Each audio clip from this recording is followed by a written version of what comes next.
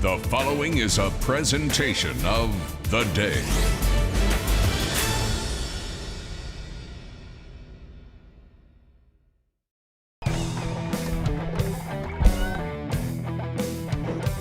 It's a showdown in Class SS and in the ECC here on the campus of Waterford High School as the undefeated Windham Whippets, number 2 in Class SS, come to Waterford to take on the 4-2 Waterford Lancers, number 10 in Class S, and it's all live on Game Day. Game Day is brought to you by Waterford Dental Health. All that is good begins with a smile when you visit our office. Your smile is our top priority. Our entire team is dedicated to providing you the personalized and gentle care you deserve. Contact us today. Visit waterforddentalhealth.com for more information. Casey O'Neill along with the coach, Coach Pasta Sanabria, here tonight on the campus of Waterford High School.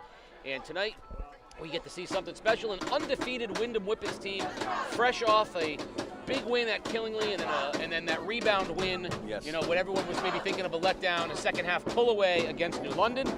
And here they are taking on a very dangerous Waterford team, losses to a very good Brantford team and a very good Ledger team. So I think for Windham, it doesn't get any easier tonight. Waterford provides different challenges. Of course, Nate Hines, so electric. And for Waterford, a chance to get back in the playoff Right. in Double S against the undefeated Whippets. Yeah, definitely a great opportunity for both teams to either advance or get caught up in the rill. So we'll see how it happens. High spiraling kick comes down. Lancers take it at the 30-yard line. And a return from Noah Westcott gets the Lancers out past the 35-yard line. And that's where we'll have our first look at Nate Hines and this Waterford offense. We've seen him a few times. And, they are electric. They can do a lot of things, but it all starts with number 1. Yes, definitely. That offensive line has been improving week to week. And again, it shows special teams does a great job right now getting good field position to start off this drive.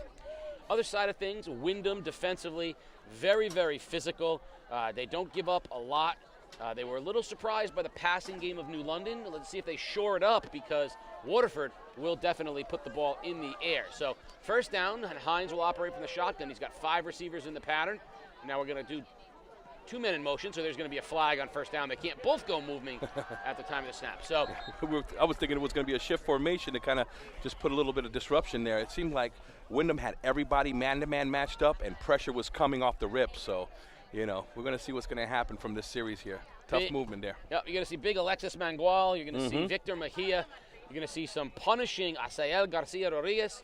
You're going to see some punishing physicality from the Windham defense on both sides. They are going to press the action. They want to dominate the line of scrimmage on both sides. Definitely. And your language of Spanish has been absolutely great since pre-game we've been hearing it. Yeah. Gracias, mano. There's an empty backfield set right here. So the penalty against Waterford will back them up. And now they'll operate same formation with 5 receivers and an empty backfield. Hines standing now at his own 25-yard line on 1st and 15.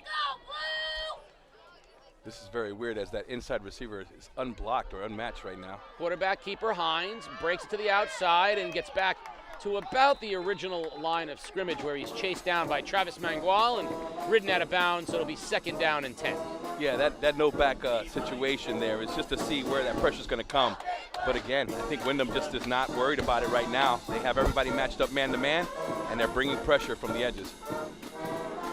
Expect Windham to crash an awful lot on the edges, and it'll be interesting as Hines is very dangerous when he breaks contain. So we'll see what Windham draws up for him, but you see crowding the line of scrimmage. Handoff.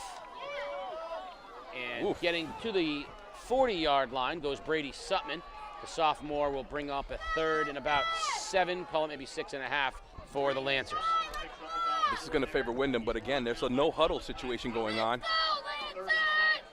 3rd and 7, Waterford up to the line. Hines is going to tuck it, run, breaks a tackle, can't break another, and then he's polished off and finished off by Malachi Fowler, and it's going to bring up 4th down and a punting situation for Waterford. You know, other than that penalty right there, Waterford just hiccuped on some plays there. Again, great defensive effort right now for that first series for Windham, and we're going to see this special teams, see what happens here. No wind tonight, though. We're very lucky. Last week it was kind of windy. Rock star basketball player Travis Mangual stands back to receive the punt. And a high punt is going to bounce at the 35-yard line and take a good Waterford bounce inside, all the way inside the 20-yard line. Nice roll. To about the 18. So Windham will have its first offensive possession back at the 18-yard line. Of course, after the game today, you want to find us on social media at Game Day CT. Find our interview with the Foxwoods player of the game. It's, at the center of it all, Foxwoods Resort and Casino. Upcoming events include the Beach Boys featuring the Holiday Vibrations Orchestra on November 26th. Tickets on sale now. For the details, visit foxwoods.com/entertainment, only at Foxwoods Resort Casino, the wonder of it all. I definitely like to see how this Waterford defense runs against this wing T system. You got to be very disciplined, so we'll see what they're doing. Quarterback Zach Robinson, Smay, under center for the Whippets. Little delayed handoff, Mejia. Mejia bounces it to the outside, shows a little bit of bounce to the sideline, and Victor Mejia will have a first down all the way to the 36-yard line for the Whippets. It's a great run right there. Some good blocking. Angle blocking is going to be the key for Windham. It's aggressive. It's an attack formation kind of style offense. Traditional wing T goes way back to the beginning era of football. So, I'm happy to be seeing that today. Up to the ball. Whippets send out wide left. Julian Cruz.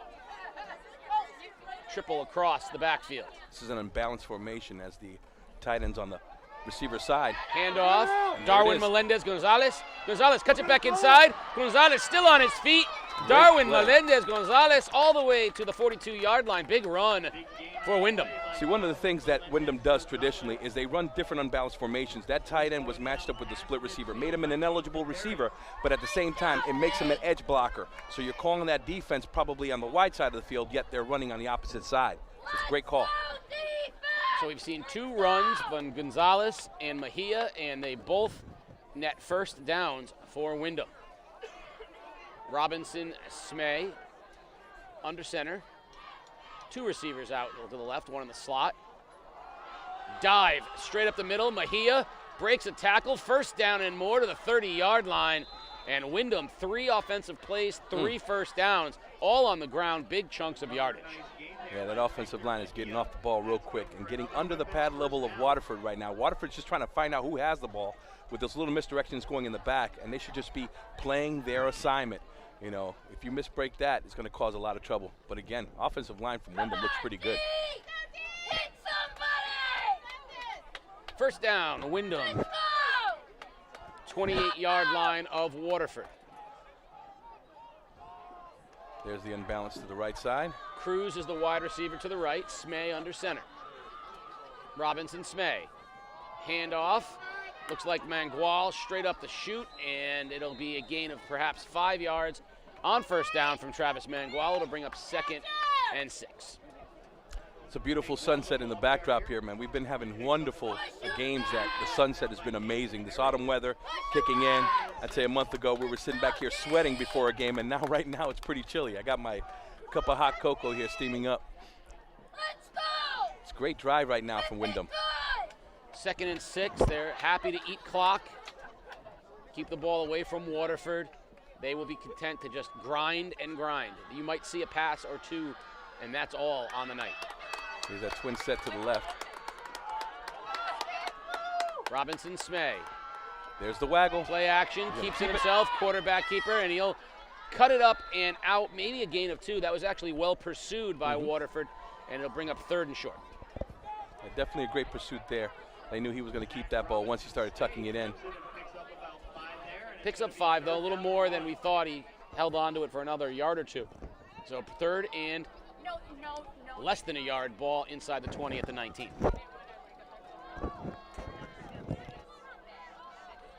Robinson, Smay. Cruz goes out wide right. Quarterback keeper straight up the middle. He'll have the first down, and almost to the 15-yard line goes Robinson, Smay. So offensive line of Windham doing a great job right now, just pushing Waterford exactly where they want to go, and they've ripped off now 4 first downs on this drive. No, it's a great job that they're doing, just getting on the line of scrimmage and firing off really physical. They're really taking that lead, that edge right now against Waterford. 1st and 10. Ball marked at around the 16-yard line. Robinson Smay.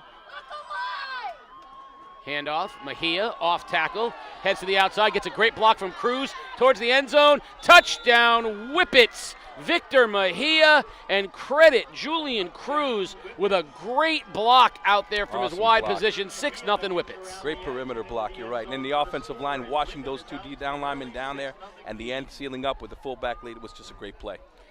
Great drive here for the Whippets. Easy peasy for the thin dogs of Windham. And they will, looks like they got the offense out there, so we'll see if they're going to go for two. Looking at their scores, it appears that they are a team that kicks it more often than not. So, and they are, and they're in to kick it, of course, in the year of the lineman kicker, Jael Garcia Rodriguez. Kick is up, high enough, straight enough, and good. With 6:46 remaining in the first period, 7-0 Windham.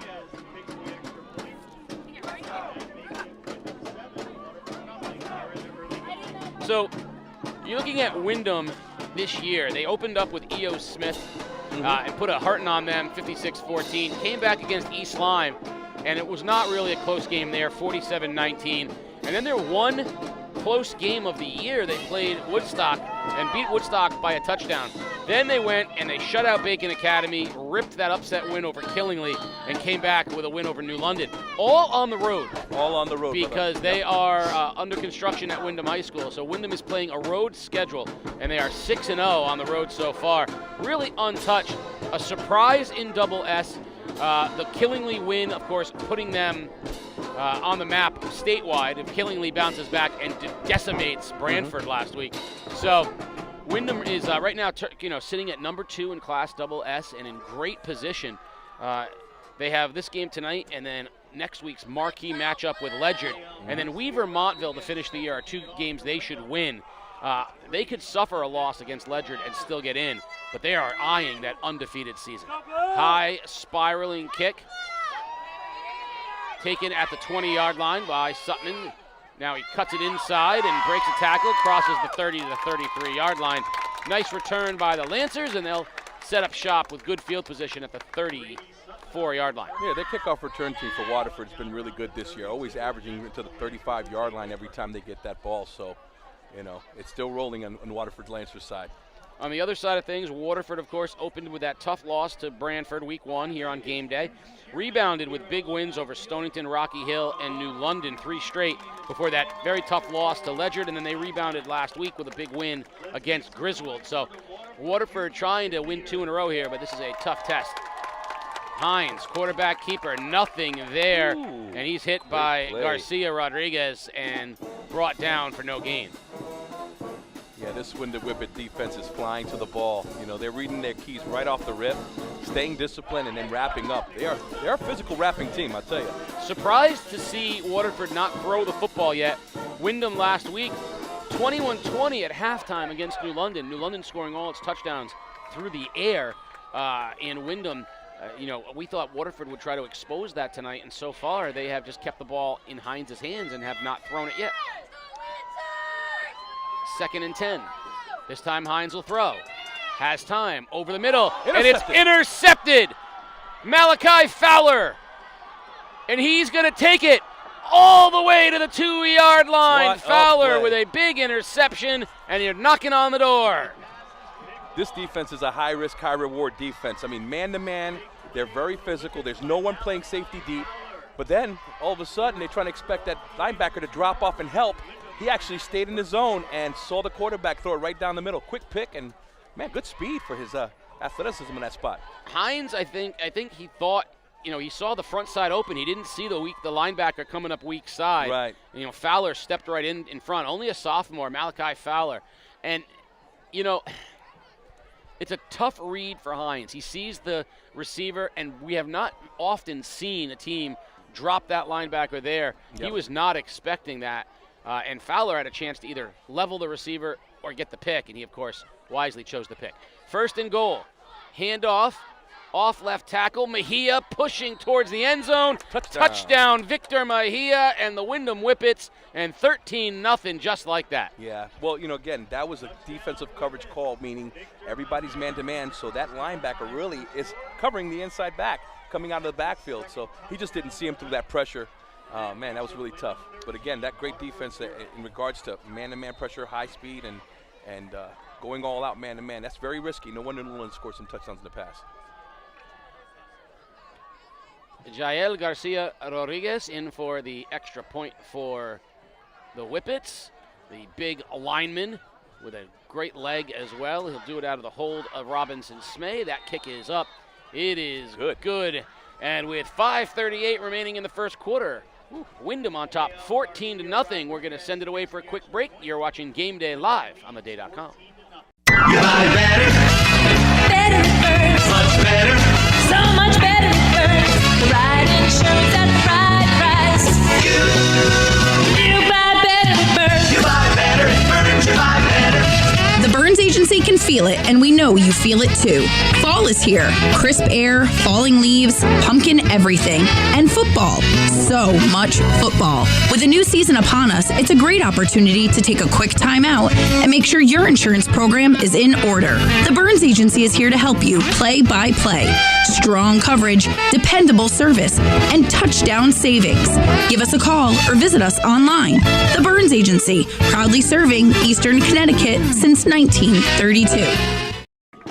You're watching Game Day live on theday.com here at Waterford High School. Windham on top 14-0 in the first period. And, we saw Waterford. We know they're resilient. We know they'll battle. But this Windham team can get on you and put it on you, and they are relentless. And a little bit different than Ledyard last week. Waterford out-physical here in the early going. Sutman takes it at the 10-yard line, and he is wrapped up quickly as he crosses the 20 to the 25-yard line. Melendez-Gonzalez in on the tackle for Windham, and Waterford will have its possession in good field position off the turnover and score from Windham. Yeah, this Whippet spirit right now, they're flying around to the ball. They just penetrate through all those levels and squeezed and secured the ball there. Their defense is hyped right now, getting ready to start this next series. So we'll see what Waterford can come up with here on this possession, already down 14-0 in the first period. They'll send Landry to the far side, and they'll go with 4 receivers, trips to the near side. Sutman will stand to the left of Hines, and Hines will operate from the shotgun. So Sutman will switch.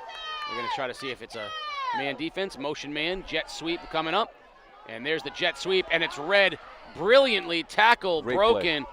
But read brilliantly on the outside by Jael Garcia Rodriguez, and Higgins was able to break a tackle, but he lost 5 yards. So that's a great read and a great shooting of the gap there by Windham. Well, you can see the linebackers are shifting. They're really lined up to be with the back. Whoever's that back offset, they're switching over. And when they did that, they had the best player getting ready to get to that perimeter and make that play. Good job, Windham. So 2nd and 15. Now Hightower in the backfield with Hines. Hines to throw. Pressured. Screen set up to Hightower. Woo! And he is absolutely crunched. What a hit. Hightower caught the screen and then was just mushed. Wow, he read that full speed, knew the screen was coming, and he went full speed there and wrapped up right through the, we always say we want to wrap up and tackle, we want to tackle through the backbone. He went right through that backbone and wrapped up and put him on the ground, caused the ball to come out too. Wow, Windham is not playing today. They're very focused here. Again, this is a very aggressive defense. First time I've seen something like this year. Really intense. 3rd and 15. Pressure. Hines rolls near side. Windham is everywhere. He dumps it short, and it's dropped. Footsteps. Westcott heard him, and it's 4th down, and Waterford will have to punt. And that was an absolute direct result of the previous play. Definitely. That was intense. Seems like Waterford right now is just a little bit nervous trying to make these plays follow through. And, man, the intensity in their hustle of Windham is just showing right now. The physicality of Windham is remarkable, and it is the thing we mentioned earlier. You know, it's hard to practice against and gauge the level of physicality Windham brings. They have both sides of the football. They are flying to the ball, and they are putting a hat on everybody. Low punt is going to go out of bounds just inside the 50-yard line. So Windham will have good field position in Waterford territory, already on top 14-0 with 4:27 remaining here in the first period. I still think that right now Waterford's defense is going to find out how to stop the blast play and also the outside perimeter play. So it's kind of going to be a big challenge. One thing about the wing T is once you know where you can attack, coaches are going to call that until it stops. It's the old traditional run it till I get tired mentality. So first down, ball marked right on the 50-yard line. Robinson Smay under center. 3 across for the Whippets. Mangual heads to the outside, crosses the 50, gets a block on the outside, lowers the shoulder, and gets 8 on first down. Travis Mangual with a big run, setting up 2nd and short. That's that blast play right off the edge. Those 2 backs lead, try to take the corner out, try to take that outside linebacker. The line is just washing people down.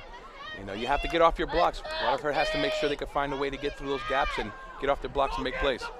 I'm going to talk a little bit. We talked about 3 sport athletes in multiple sports. I'm going to talk a little bit about the impact of sport to sport after this play here in reference to Windham. But 2nd and short, Robinson Smay under center.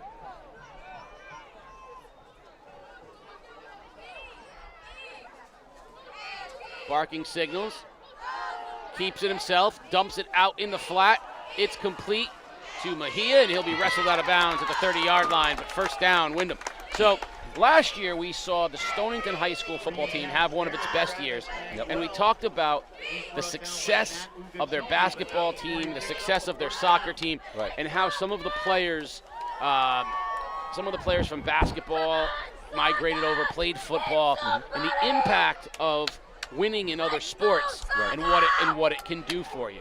First down, Windham, and we'll talk a little bit more about that after this play as Robinson Smay under center with 3 across. Handoff straight up the gut. Nice trap block right there. And out to the 25-yard line goes J.C. Diaz, gain of 5. This Windham team has the Manguals, Mejia, a bunch of the kids that played for their state championship basketball team last winter.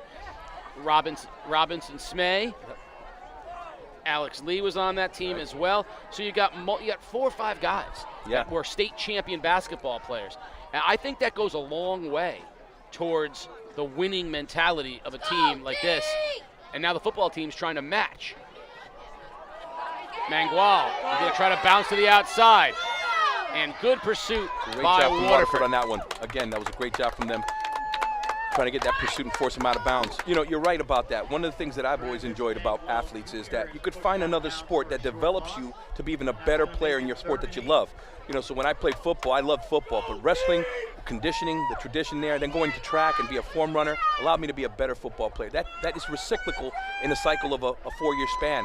And we're seeing that right now with Windham, how they can win and have that winning mentality and know how to compete, because basketball and football are very good when it comes to clutch situations. So, it's great to have those guys there on the field. 6-0, and you wonder, where's this coming from? I think a lot of it comes from the success they've had in other sports. Definitely. Robinson Smay keeps it himself, rolls left, going to keep it, gets a block on the outside, and shoved out of bounds by Devin Powers, but he'll be right at the sticks, and we'll see where they mark him out. Looks about the 22-yard line, and I think they're going to say he's about a half a yard short. So that's going to bring up 4th and half a yard, and I would be shocked if we don't see a quarterback keeper here on 4th down. Well, I believe in that offensive line right now, the way they're coming off that ball. So, we can see a trap, a dive, or a quarterback keep here. With the size of Robinson Smay and the way that line's pushing people off, I think it's going to be a keeper. If not, you're going to see Mejia get the football. But instead, we're going to get a timeout as Windham wants to talk it over. And so we'll take a timeout, and this one is brought to you by the Burns Agency. You buy better. Better at Burns. Much better. So much better at Burns.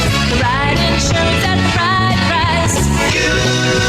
You buy better at Burns. You buy better at Burns. You buy better. The Burns Agency can feel it, and we know you feel it too. Fall Fall is here. Crisp air, falling leaves, pumpkin everything, and football. So much football. With a new season upon us, it's a great opportunity to take a quick time out and make sure your insurance program is in order. The Burns Agency is here to help you play by play. Strong coverage, dependable service, and touchdown savings. Give us a call or visit us online. The Burns Agency, proudly serving Eastern Connecticut since 1932. As Windham appears their 4th and 1, they're going to run it. Adding to the success, we talked about programs, the Windham boys soccer program, 12-1-1 right now. So 18-1-1, the combined they're soccer good at football and football americano. That's the right. thing over there. That's hard for a school of their size, a double S school, to have 2 successful fall boys sports. Handoff, off tackle, it's going to be Mejia, and with that second effort, he will have the first down. He took Waterford's Nate DePerry for about a 3-yard ride, and that'll bring up 1st and 10 at the 18-yard line for Windham. That is, it's just intense right now to see how these guys are coming off the ball. You know, Waterford, they're bigger than Windham, I think, size-wise. It's just they can't get off their blocks the way these guys are coming. Again, I think it's kind of, like I always said, that wing T system is a magnetic blocking system of angles and keeping guys sealed off. You have these backs that could penetrate through and get to that second level. It's hard to stop them. Robinson Smay, 3 across. Handoff. Bouncing to the outside is Darwin Melendez-Gonzalez, and wrestled out of bounds, and a flag will come down. I think that's going to be either a face mask or a late hit on Waterford. And if it's against Waterford, that's going to march Windham into the red zone. These backs are kind of special. And the way they try to run out to the perimeter, they're not really hesitating. They're attacking full speed to get to the edge. And then as soon as that defender tries to make a cut to seal off, they just cut right off a dime and go right downhill and put them shoulders down to get the extra yardage. It was a personal foul, face mask against Waterford, so that's going to move the ball to the 6-yard line. So 1st and goal, Windham at the 6-yard line. With 51 seconds remaining here in the first period, already on top 14-0. Waterford watching this, you know, it doesn't feel like you're getting manhandled, but after a while it really wears on you when you're just getting a hat every play. And right now Waterford just has to find a way to, you know, get some different angles of attack. Yeah. 1st and goal from the 6. Robinson Say wants motion. Handoff. Off left tackle, and well defended by the center of the Waterford line. Popping off is Matt Ugachoni. Yes. And that's going to be a gain of maybe a half a yard on 1st down. You talk about offensive systems, you know, the wing T, it's a mental game with them. You know, you can get mentally defeated when you can't stop what they're doing. You know, and that's sometimes another way, instead of being physical, it's another way of stopping the defense. Now you got to be on your heels a little bit. You know, what kind of pressure can you bring to attack it? And if you do the wrong way, it's a blowout. You know, so you got to be very careful. Again, that's why defenses versus wing T's is all about discipline and knowing what you have to do, reading your keys and attacking what you have. Do your job. 2nd and goal from the 6-yard line. Robinson Smay under center for Windham. He wants motion, and instead we're going to get a whistle. And that's the end of the first period. 14-0, Windham on top. They'll be knocking on the door when we come back. You're watching Game Day live on theday.com. Game Day opens the high school basketball season back at the Mohegan Sun with the 2nd annual Day Holiday Classic. We'll bring you 3 games on Monday, December 19th. First, a rematch of last year's Division I championship game between East Catholic and Notre Dame of West Haven. Next, a rematch of last year's Division III semifinal as St. Bernard takes on Daniel Hand. And finally, ECC rivals New London and NFA see if they can top last season's buzzer-beating drama. It's the Day Holiday Classic, Monday, December 19th at Mohegan Sun Arena, and streaming live on Game Day.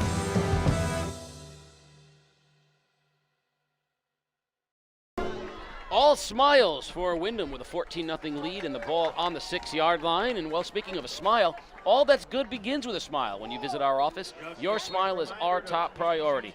Waterford Dental Health, your entire team dedicated to providing you the personalized and gentle care you deserve. So contact them at waterforddentalhealth.com for more information. Big time smiles at Waterford Dental Health. 14-0 here to start the second period, and knocking on touchdown's door is the Windham Whippets. They have a second and goal. Ball is at the 4-yard line. That's a good one right there, huh? Knocking on touchdown's door, huh? Thank you. So the Whippets in the road white and Waterford in the home blue, trying anything to stop this Whippet attack. Great motion tradition, and a flag thrown down. I think that's going to be a false start against Windham. And there's the one way to slow them down. Yeah, if they make mistakes, things like that can help. They're going back to their traditional wing tee with the tight end wing formation, offset back, running the motions forward, across. These are things that brings back some good memories at Delaware State University when I attended there. So that's going to back them up to the 9-yard line, bring up second and goal from the 9. Robinson Smay under center. Motion man, Melendez-Gonzalez. Robinson Smay keeps it himself, bounces to the outside, now throws it in the flat. Caught. Beautiful. Touchdown, Travis Mangual. And the trickery of Robinson Smay. Everyone thought he was going to keep it. He tossed it outside to Mangual, and another touchdown for the Whippets. It's tough to say. Waterford did a great job stopping the contain. That was a waggle play. But when the contain was there, he just ran up, and then he saw the back because the backer had to come up and seal and make the tackle. He just popped it right over to the back, and it's the end. Touchdown. So with 8 seconds gone in the second quarter, Waterford finds itself on the wrong end of a 20-0 score, and in for the extra point will be Jael Garcia Rodriguez. He has already 2 for 2, and he is ready to boot this one out of the hold of Robinson Smay. And we're going to get a flag. I think that's going to be another false start. No, offsides. That was Waterford jumped. Yeah. I kind of wanted an offsides because I wanted to see him backed up 5 more. So Yeah. I want to see the leg. I tell you, he's kicking it pretty good. So half the distance to the goal, which shouldn't really affect what Windham is doing.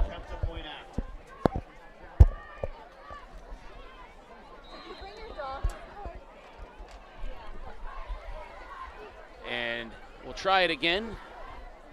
Snap is good, hold is good, kick is up. Wow, and guess what? That would have went 30, brother. I'll tell you right now, he's the backup kicker, but don't tell him that. He is embracing his opportunity.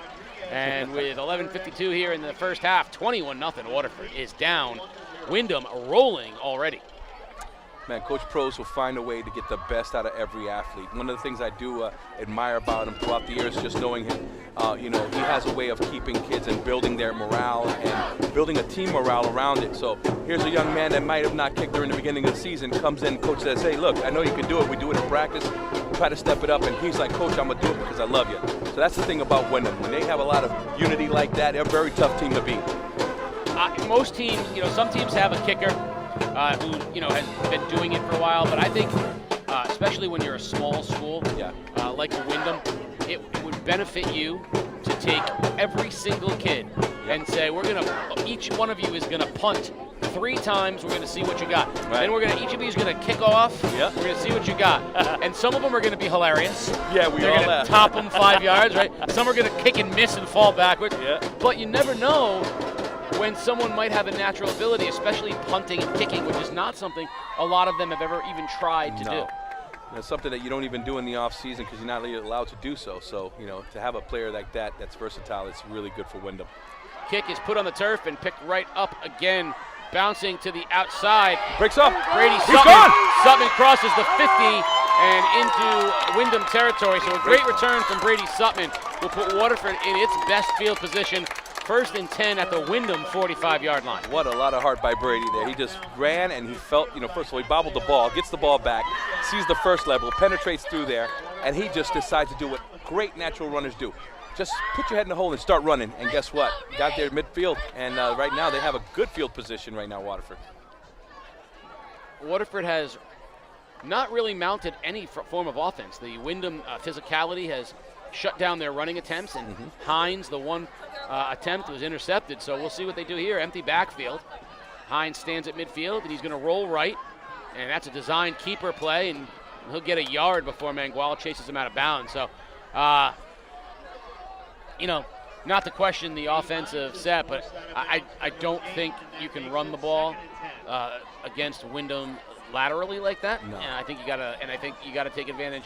Hines that was not a pass play. That was a designed roll run. All the DBs are right now inside. The linebackers are the deepest depth players right now, which is really weird. That's what you need to do. Good pass, slant, incomplete. Good defense from Windham, but open man, and the throw was there, and that was a good throw from Hines. He put it onto Brady Went's hands, but good defense from the Whippets. Yeah, he definitely needed that, but again, that's the pressure. That's what he has to do. And this kind of reminds me of the old Bears defense that when Dan Marino came in, knew how to pick and prod against them. So that's what Waterford has to do right now. Hines steps up, pressured and sacked.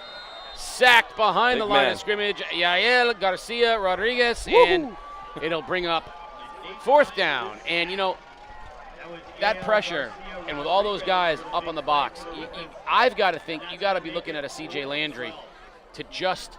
And you got to think maybe jump ball, down the side. He's going to be one-on-one. He's going, you got to give him a chance to make a play. Mismatch. Yep, there is a mismatch to that. Give it a shot. Throw it right to the outside corner, 25 yards outside shoulder. Your fade routes are the ones there, or your quick slants that were open on the inside. Again, I just think that the pressure of the front four has been doing a great job getting to the quarterback and keeping him contained. Flag down. I think we might have some extra players. Yep. So Waterford will back up 5. Well, listen, in fairness, at 21-0, they maybe feel like a 12th guy is merited. But it'll back them up 5, and they'll now punt back in their own territory. Mangual stands at his own 22, awaiting the punt.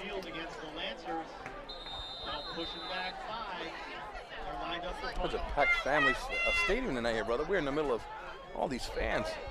Good snap, good line drive punt. Bounces and picked up by Mangual, and he is hit immediately. Noah Westcott was the first one to get him. Yeah, great coverage by Waterford there, making sure they had one guy on each side, squeeze in and wrap him up. So Windham will have possession of the football, and inside their 20-yard line, they'll start at the 17. Of course, after the game, we want you to find us on social media at Game Day CT for our interview with the Foxwoods player of the game. Foxwoods Resort and Casino. You can have the Beach Boys and the Holiday Vibrations Orchestra November 26th. Go find some tickets at foxwoods.com/entertainment. Only at Foxwoods Resort Casino, the wonder of it all. And, of course, I'll be down there interviewing said player of the game and the head coach. I was giving some feedback that I was the tallest I've ever been last week after I interviewed your guy from TRC. That's right. Coach Krega. Mejia with the handoff, up the gut, and check that. That is J.C. Diaz. Diaz got, let's call it 6 on first down, maybe 7. It's good to give those blockers a chance to run the rock, too. That's that balance of the offense. And it creates, again, another added feature to the offense to have a fullback like that in there. So 9 on first down for Diaz. 2nd down and 1. Robinson Smay sends Mangual in motion. Handoff to Darwin Melendez-Gonzalez. That one was sniffed out. Right. Nicely done by Nate DePerry, and that'll be a loss of 4. It'll bring up 3rd and 4.5. It's a little counter comeback play, but it took a little bit too much time there, and the defenders played it very well, so great job for Waterford on that one. 3rd and 4.5 for the Whippets. This is a good series right now for Waterford, to putting them 3rd and this far. If they can stop them here, they can get good field position.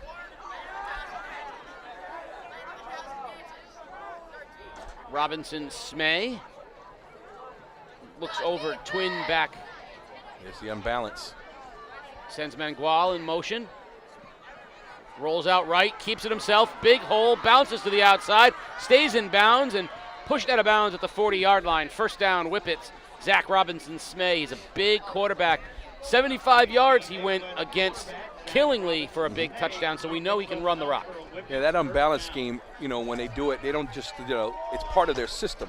It's just not something that you practice for 1 week. They do it, and they've been doing it for years. And when you get a formation like that and your defense doesn't call the right formation to strengthen it, you're going to have a mismatch, and that's what happened right there. 1st and 10 Whippets, ball at the 38-yard line. Robinson Smay. Handoff, counter, Mangual, 1st down, crosses the 50. To the 44-yard line goes Travis Mangual. They did the counter to the strong side there, and they got the blocking done right. Bumgardner with the tackle for Waterford, but another 1st down for the Whippets. And, it's a simple offense, but it shows you when it's run well. It all starts with the cohesiveness of the offensive line, knowing where, and they're very similar to Killingly in that regard, right? Yes. They're very tight. They make their blocks. Everything is about angles and physicality. Yep. Just psychologically, just hurts the defense. Handoff right to Diaz, and a great job by Waterford, but Diaz fighting, had the whistle just blown now, and I'll have to see, A, where they spot it, and B, how many Waterford guys are coming off of this pile trying to tackle J.C. Counted Diaz. 7, I could say, but then the blue swarm kind of came in.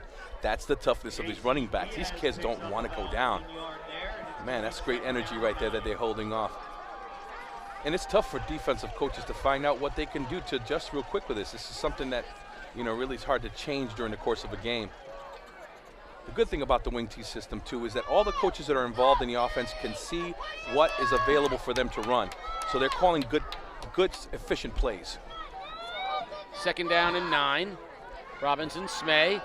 Handoff. Darwin Melendez-Gonzalez shows some speed and a nice bouncing and rushing to the football. Waterford finally gets there. Jack Higgins cleans up the mess and a gain of about 5. So Darwin Melendez-Gonzalez probably should have cut it back inside, tried to bounce it outside one more time, and a nice job by Higgins to clean it up. They could have read that block better. You're right about that. But, again, their speed to get to the outside has been really efficient, too. I mean, that's just their toughness is unbelievable tonight.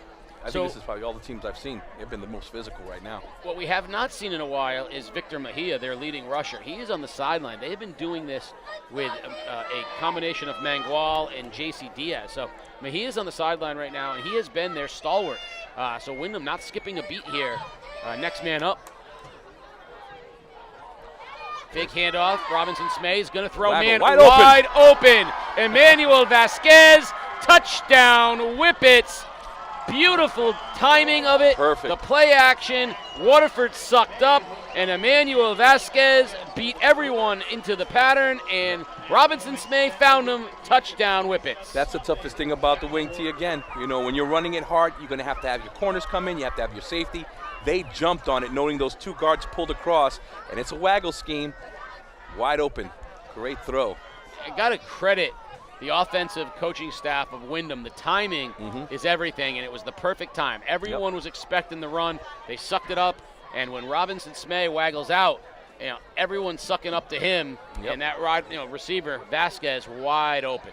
It's very hard to do. Very hard to defend that right there. Now, we've seen Waterford against a good Brantford team and a good Ledger team, and Windham is doing to them what no team has been able to. I mean, Windham is really just shredding them right now. Yeah, I mean, Waterford is a very good club. It's just right now very hard to stop that offense. Did he make it? That's just good. Through the uprights, and with 6:36 remaining here in the first half, 28-0. Windham on top of Waterford. Wow. We'll try to get scores from around the league tonight as they come into us. As this one is, I think, surprising because Waterford's been very competitive, and Windham really has, when they beat Killingly, we said, how will they bounce back that next week? Right. Now they're no longer the underdog. Now they're in 21-20 at halftime against New London. We said, ooh, maybe a little letdown. And then they went out and put up 21 unanswered points in the second half of that game. I'm very impressed with how they came out tonight. Rock solid here in the first half, and you could have accused them of maybe looking forward to next week, the Ledyard game. I mean, what's the over/under on the number of passes in the Windham Ledyard game next week? Oof. I'll say this, it'll probably be inside both our hands, probably like 5 to 10 both sides. Peter Wappy, You know? will we be able to count on one hand the number of passes in the Windham Ledyard game next week? I'll set the line at 6. 6 passes. Yeah, Under. okay. Under. Lock me in at the under. Bounces. Westcott takes it, and he'll get up to the 35-yard line, and that's where Waterford will have the ball, 1st and 10. I'd like to see Waterford make a commitment to throwing the football, trying to exploit the aggressiveness of this Windham defense. One of the things that you want to do is you definitely want to widen out your receivers and run those slants, double slants to one side, allow those cornerbacks to have to take one side shade. Now the corners are actually working inside out, so your fade routes, go for it, be aggressive with it, give it a shot. I love this matchup here, CJ Landry on the outside. They got Mangual, who's their biggest corner, and he's on the inside, so we'll see who's covering Landry. But I got to think that's where Waterford's going to look to go. Instead, it's a quarterback keeper for Hines, and 3 or 4 yards for Hines before he puts his head down, crosses the 40. So good run on 1st down. Good start. That's going to bring up 2nd and 4, the best down and distance that Waterford has had this game, and they're going to go no huddle. No huddle again. Here we go. Handoff straight up the gut to Sutman, and he is wrapped up very quickly after a gain of perhaps a yard. J.C. Diaz with the tackle. Bring up, that's what, a 3rd and 3.5? Yeah, 3.5 right there, brother. 3.5 on the Richter scale. We call it 3.7 yards here for. Or it could be pi. 3.16. Yeah, into. I know. Let's see. They got a flag here. 12 men on the field for Windham, so it'll be a 1st down. Waterford will move the chains. There you go. I knew guys in college that could recite pi out to like some obnoxious level, When I had Miss Search, she amazed me. 3.14, and boom, a line up top. Hines to throw. Has some time, no one open, and something we don't often see, ball loose, whistle blown. We don't often see the speed we saw there, but Asael Garcia Rodriguez chased Hines down, flying to the football. Definitely. This Windham defense right now is playing with a brotherhood that's beyond compare. This always goes back to the way they've been traditionally built. Think about it. You're not playing at home. You got to play away all the time, and you got all these challenges in front of you. Yet the brotherhood leads the way. Hines to throw. Pressured again, now rolls out left, looking, throws, and it's tipped and incomplete. Nicely done by Julian Cruz, got a hand on it, knocks it to the turf, and that'll bring up 3rd and very long for Waterford. Not to take anything away, Nate is playing as hard as he can. He's rolling out, he's trying to find little avenues to throw the ball. It's a tough night for him, but he's not giving up. He's got that Rocky Balboa mentality, so, and these are the things that you can never expect. All of a sudden, they can get some great plays going, so. Keep on pushing, Waterford. Very impressive first half here out of Windham. Hines rolls, plenty of time, no one open. Now he just throws it to the sideline, and that's a throwaway by Hines, which is a smart play on his behalf there. Windham rushed 4, and he had plenty of time, but with 7 back in coverage, there was no one open. You had backers did a great job jumping on the under routes to the backside, which Nate was looking at first, and then he went to the play side here to see somebody, but he was covered as well. Just to throw it out of bounds and be safe is probably the best thing he can do. Mangual will stand at his own 35-yard line, awaiting the punt. Good snap, and Sutman hits a line drive. Mangual takes it at the 35. And wrestled down immediately. Great coverage on the play by Landry. Got him right away. And Windham will operate with 4:51 remaining here in the half at their own 35-yard line. We're going to get an out-of-town scoreboard check here. Peter Wappy, what do you got? So a couple first quarter scores for you. Killingly 6, Fitch 0. And you got Cromwell Portland 7-0 over Valley Old Lyme. Those two schools are those two co-op teams, both among the undefeated in Class SS. Ooh, there So we go. two of the big games on the schedule. Fitch off of a big rebound win last week, and Killingly off of a big rebound week. That's a big matchup in the ECC. First down, handoff.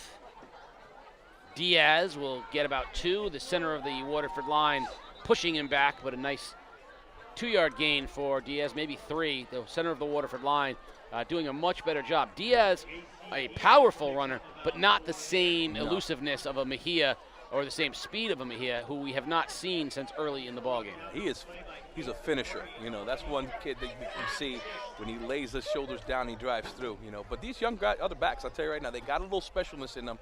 But again, that breakaway, whew, big difference. I'll tell you, this SS division is stacked. A lot of good teams, a couple ECC teams in here right now, and Windham's number 2. 2nd and 6. So even when Waterford thinks they, rallied and stopped them, he still got 4 yards on first down. Yeah, again, that's that wing T system. Really tough. Robinson Smay. There's the play Gonna action. keep it. Gonna throw. Has a man. Caught by Mangual at the 50. Great catch by Travis Mangual, and he's down to the 40-yard line. Smay zipped it. Mangual went behind him and made a beautiful catch. First down, Whippets. Yeah, it's so hard because this young man that's playing outside linebacker has to commit. He has to sink himself in and then realize the back just slipped right over backside and caught the ball and made a great play for a first down. Clock running, 3.5 minutes remaining in the first half.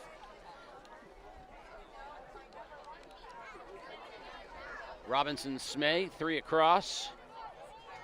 Cruz wide out to the near side. Plenty of time, taking their time. There's a trap. Handoff. Diaz.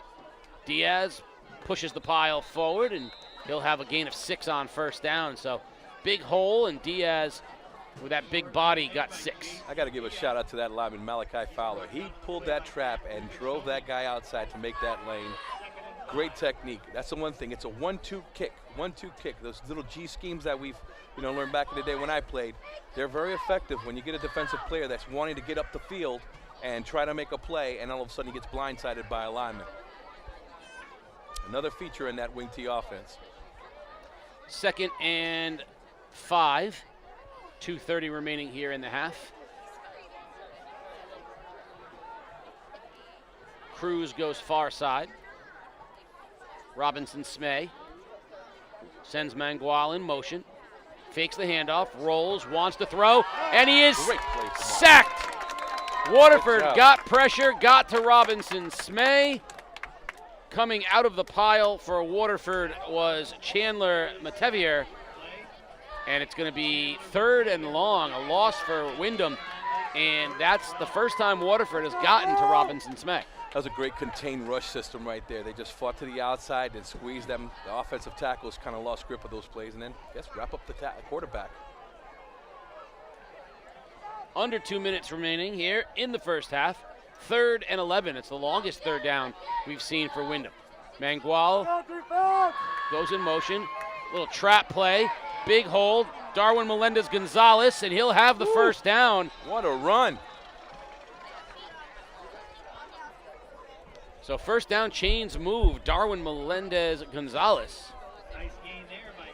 Now, these offensive linemen, boy, they are really impacting the game today right now. First down, Whippets, as the clock heads down towards a minute here remaining in the first half. Robinson Smay, handoff.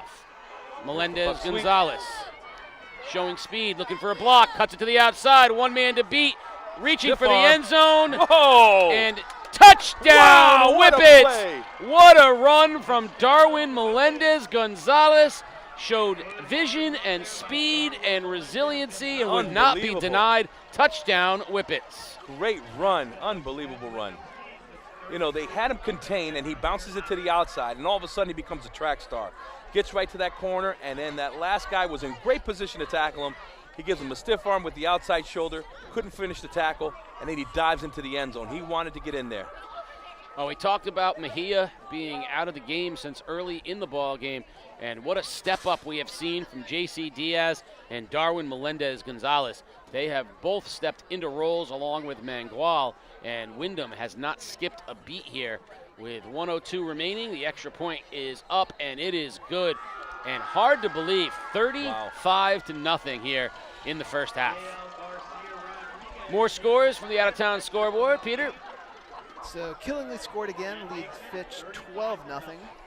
Valley scored, tied 7-7 against Cromwell Portland. Plainfield trailing East Catholic 27-0.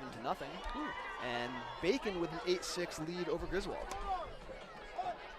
That made your eyes sparkle. Go Bobcats.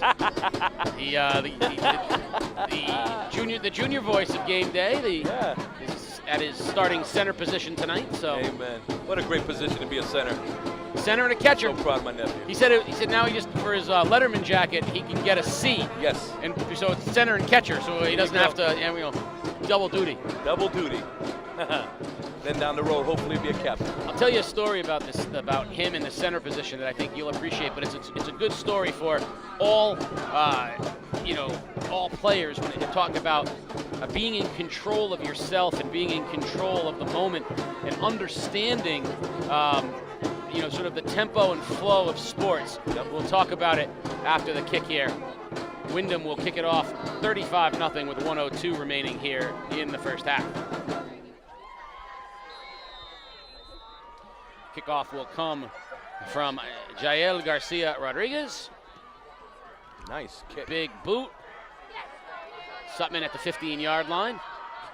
And he will return it to the 35. So AJ was talking about how he was doing some snaps there, running some plays, and his head coach, who was a former all-conference lineman at Southern, big guy, jumps in at nose tackle, right? He goes, what do you do if I'm over here? And he tells him, what do you do if I come over here? And he tells him, he goes, now what if I do this? And he starts barking at him and, he's like, I'm gonna come over you. I'm coming over, right?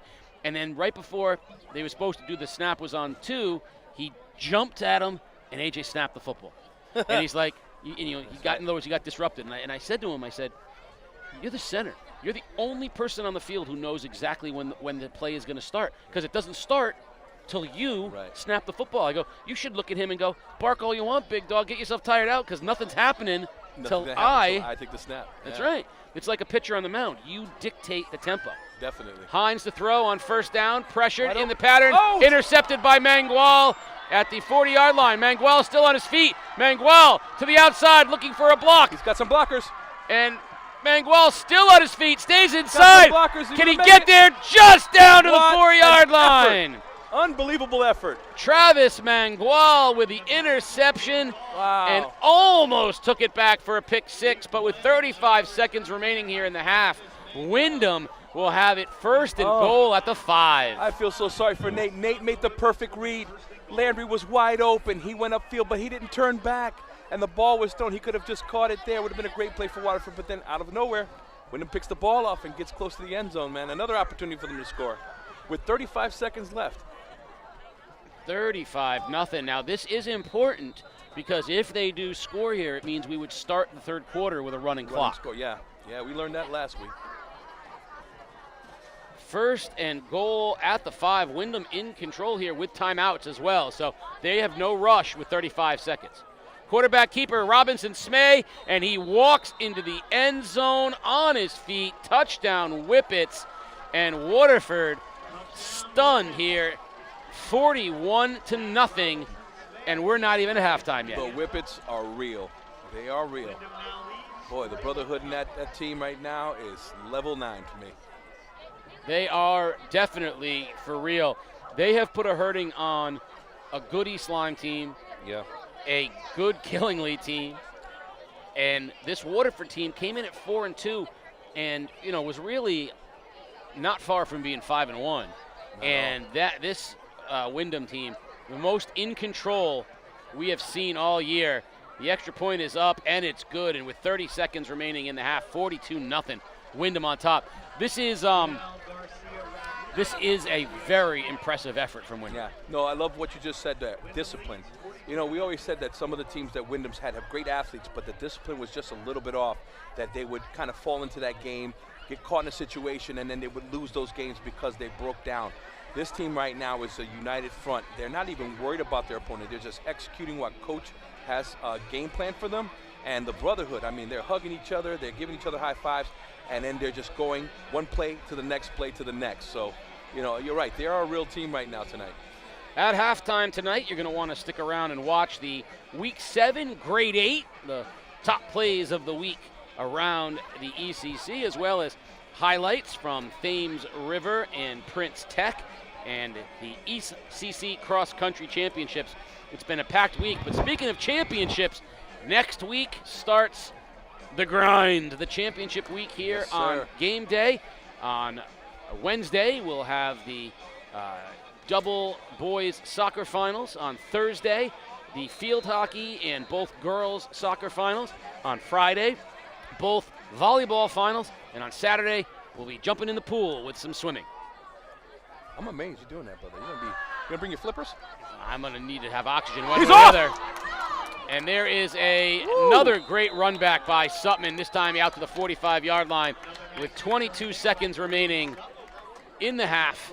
He gets Waterford in a great position. So Brady Sutman's had some good kick returns. You know, you've spoken highly of the Waterford kick return game. The kick return game is really, it's changed a lot. It's evolved. But, you know, executing that play, and a lot of them is midfield, so the blocking in the front line and then that second level has been exceptional to give them a chance to get a lane to run through it. So another good field position for Waterford. I mean, with 22 seconds, you never know with number 1 holding that ball. So see what happens.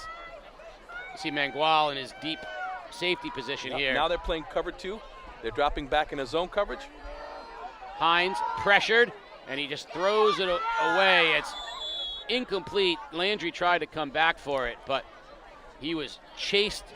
The pressure came from Alexander Lee. He was chasing down Hines, and with 15 seconds remaining, it'll be 2nd and 10. Yeah, that front four, you know, Mangual, Lee, those guys are like really coming off the ball and beating their offensive linemen and getting to that quarterback. And again, Nate is an exceptional rollout, elusive quarterback. They're staying there. They're keeping their feet down, and they're making sure they secure the tackle. Yeah, that Whippets basketball team is going to be no joke again this year, defending their state championship. Hines, little reverse screen to Sutman. Sutman's got some room, got a first down. He stays in bounds as he crosses the 40 to the 38-yard line. Now, that was a real good play because now they're playing zone, the man-to-man concept. You know, the linebackers have to drop back, and that's why that screen play was effective there. Waterford will take a timeout with 5 seconds remaining and the ball at the 37. So I think we'll try a little Hail Mary action maybe and see if we can get something. Hines can certainly get it to the end zone if he has the time. During pregame, he was blasting 50-yard bombs over there to his receivers. So, you know, if he gets a little bit of time and he can position the ball, throw it in there, we can see what happens. It can't hurt, right? Got to give it a shot here. 5 seconds remaining. You're down 42-0. Why not, why not have a little fun? Definitely. Well, the biggest thing, too, is if he throws the ball and it gets picked, we got to make sure they either secure the ball down or they can take it to the house. This Windham team is fast.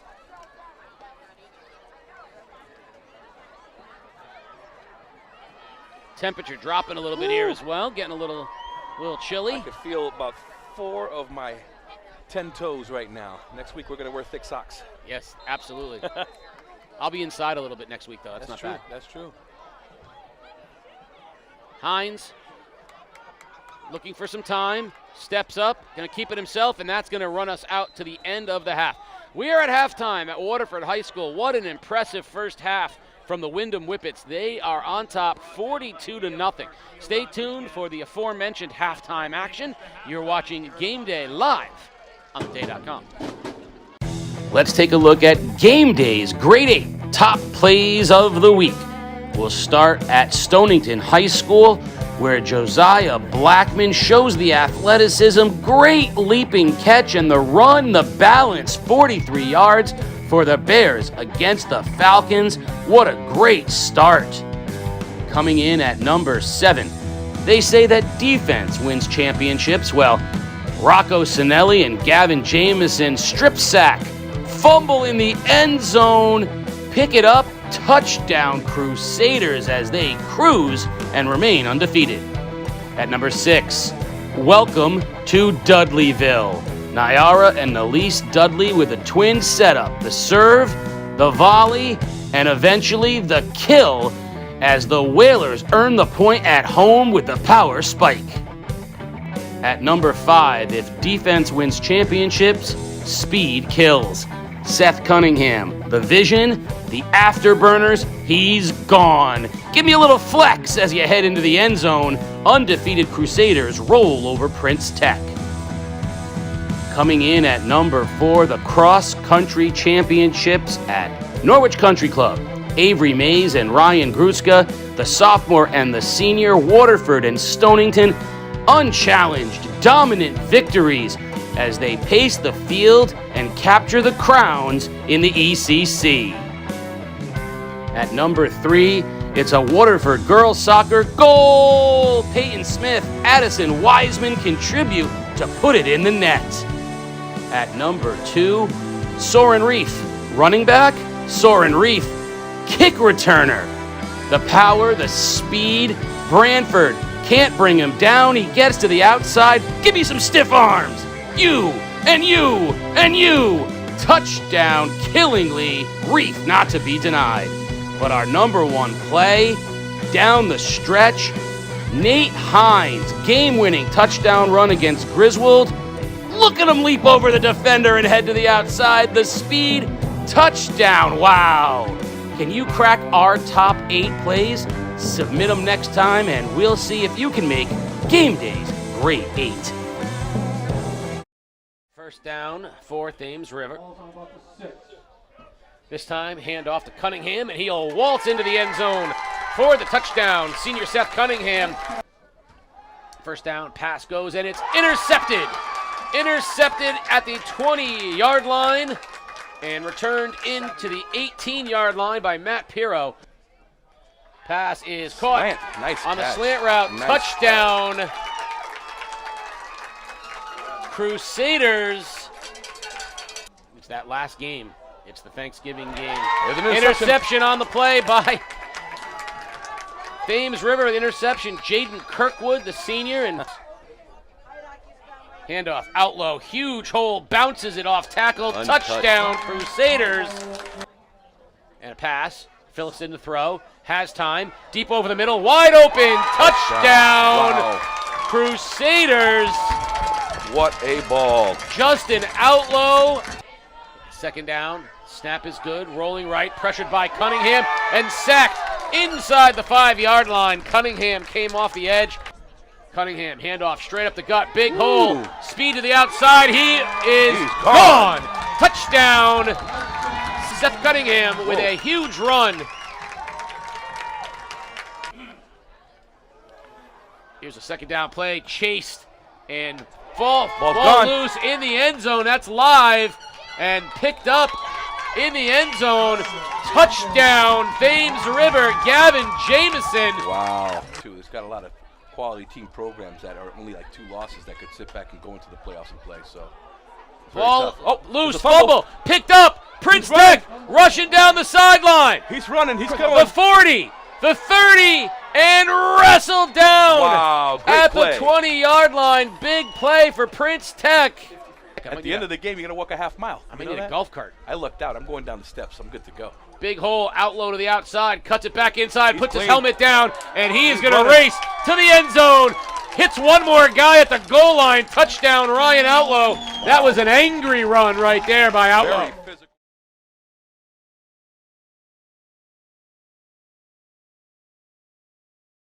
A beautiful fall day at the Norwich Country Club set the stage for the 2022 Boys Cross Country Championships in the ECC. East Line, the team to beat, the heavy favorite, and they were all ready to go, trying to claim another championship for the Vikings. Right out of the bat, a crowd led by Ryan Gruska of Stonington. Right at the beginning, I expected everyone to go out a little bit faster, but it ended up I was leading pretty early on, which wasn't necessarily my plan, but I just worked the hills, stuck to my race plan that I had previously before the race started. It ended up working out for me. Looked back a couple times, but I saw they were pretty far back, but I didn't want to underestimate their kick, so I just kept pushing the whole way through. Gruska establishing a lead midway through, and a lead that he kept through the hills. And as we headed to the finish, Gruska was the clear favorite, but could he hold off Brendan Fant and Sean McCauley of East Lyme? And yes, Gruska, your 2022 boys cross country champion. I mean, last year at this race, had a bit of an episode. I was dehydrated, collapsed about 200 or so from the finish. I still finished, but after that my season was pretty much shot. I mean, this one was just something special for me after it happened last year. Fant and McCauley led the way for the Vikings. Well, we didn't want to go out too hard, so we stuck together and then we tried to pick off the other teams one by one.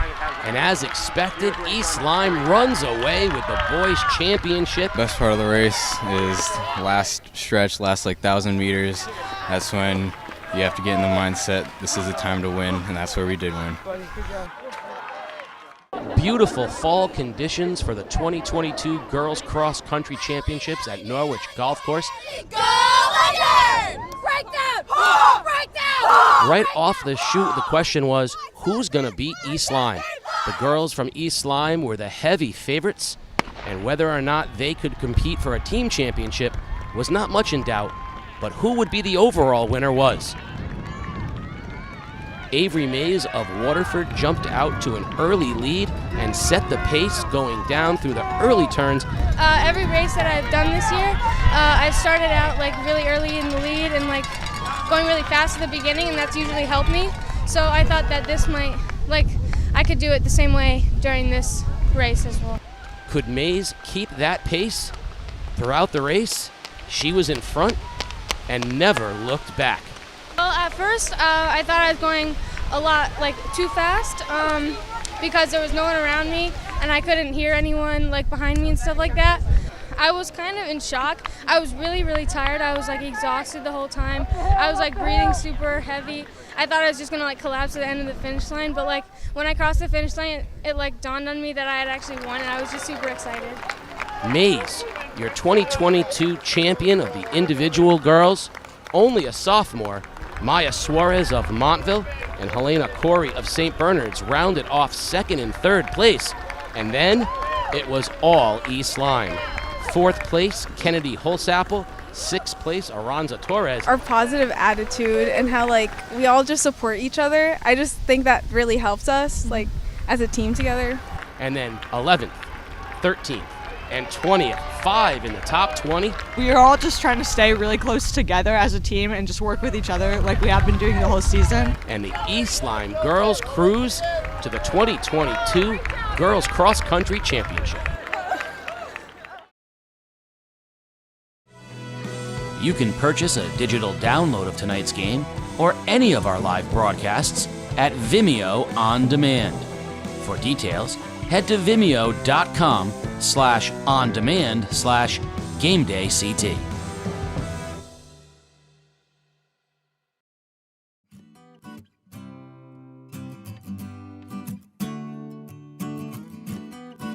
I believe that there's moments that really change your life.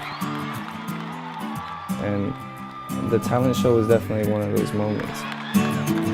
I'm not alone in this world. Seems like everybody out there wants to have a chance to be. The talent show basically legit saved my life.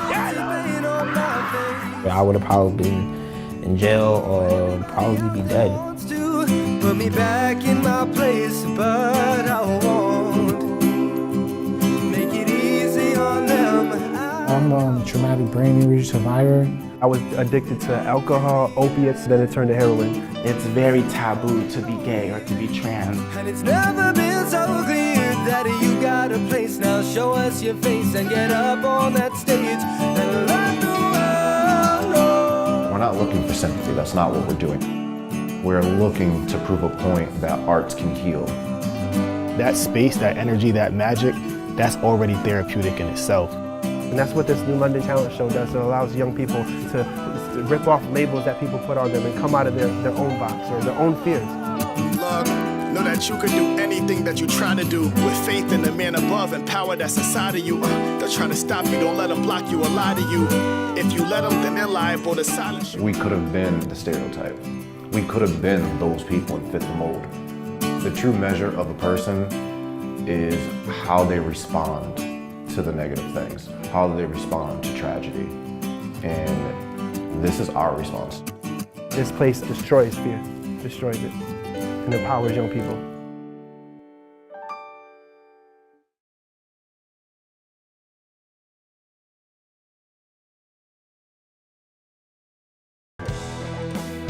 Game day opens the high school basketball season back at the Mohegan Sun with the second annual Day Holiday Classic.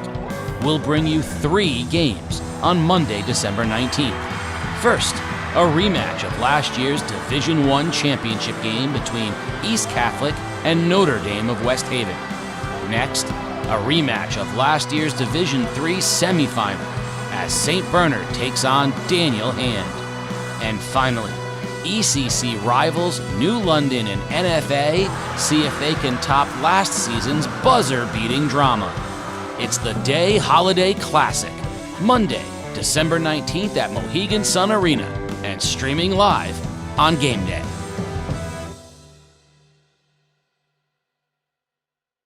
My dad passed the Sunday after my first start against Ledger my freshman year. I use football as a big way to cope with it because he coached me my whole life, so I feel like just that connection with him in there. And then I always hear his voice after every play I make or like a mistake I make. I know he'll be saying something to me. Some of the stuff I can't say on here, but he's just saying, like, telling me what I did wrong or telling me, like, good job and keep going, keep pushing, work harder, that kind of stuff. Coach Noel and Coach Bake did a lot for me. I just had support from really the whole team, honestly. And right, even when first day I showed up, they kind of just brought me in, and I just felt like a part of the team, even though I'd been missing for 2 years at New London. There's just a lot of people in my life that have helped me since he's passed, and like a lot of his friends that enjoy helping me and watching me grow just the same way he did when he was younger. Last year, one of the things that you didn't do so well was avoid contact. Yeah. You know how important you are to the team. Is it hard to be, I got to be a tough guy, but I also have to stay on the field? Yeah, it is hard because, those other teams, if you do avoid that contact or slide or run out of bounds, they take it as, I'm scared to get hit by them or anything like that. I'll tell you, I'm not scared by it. Nobody scares me. I'll take a hit by anybody and get right back up and get in your face. But definitely this year I'll be taking less hits.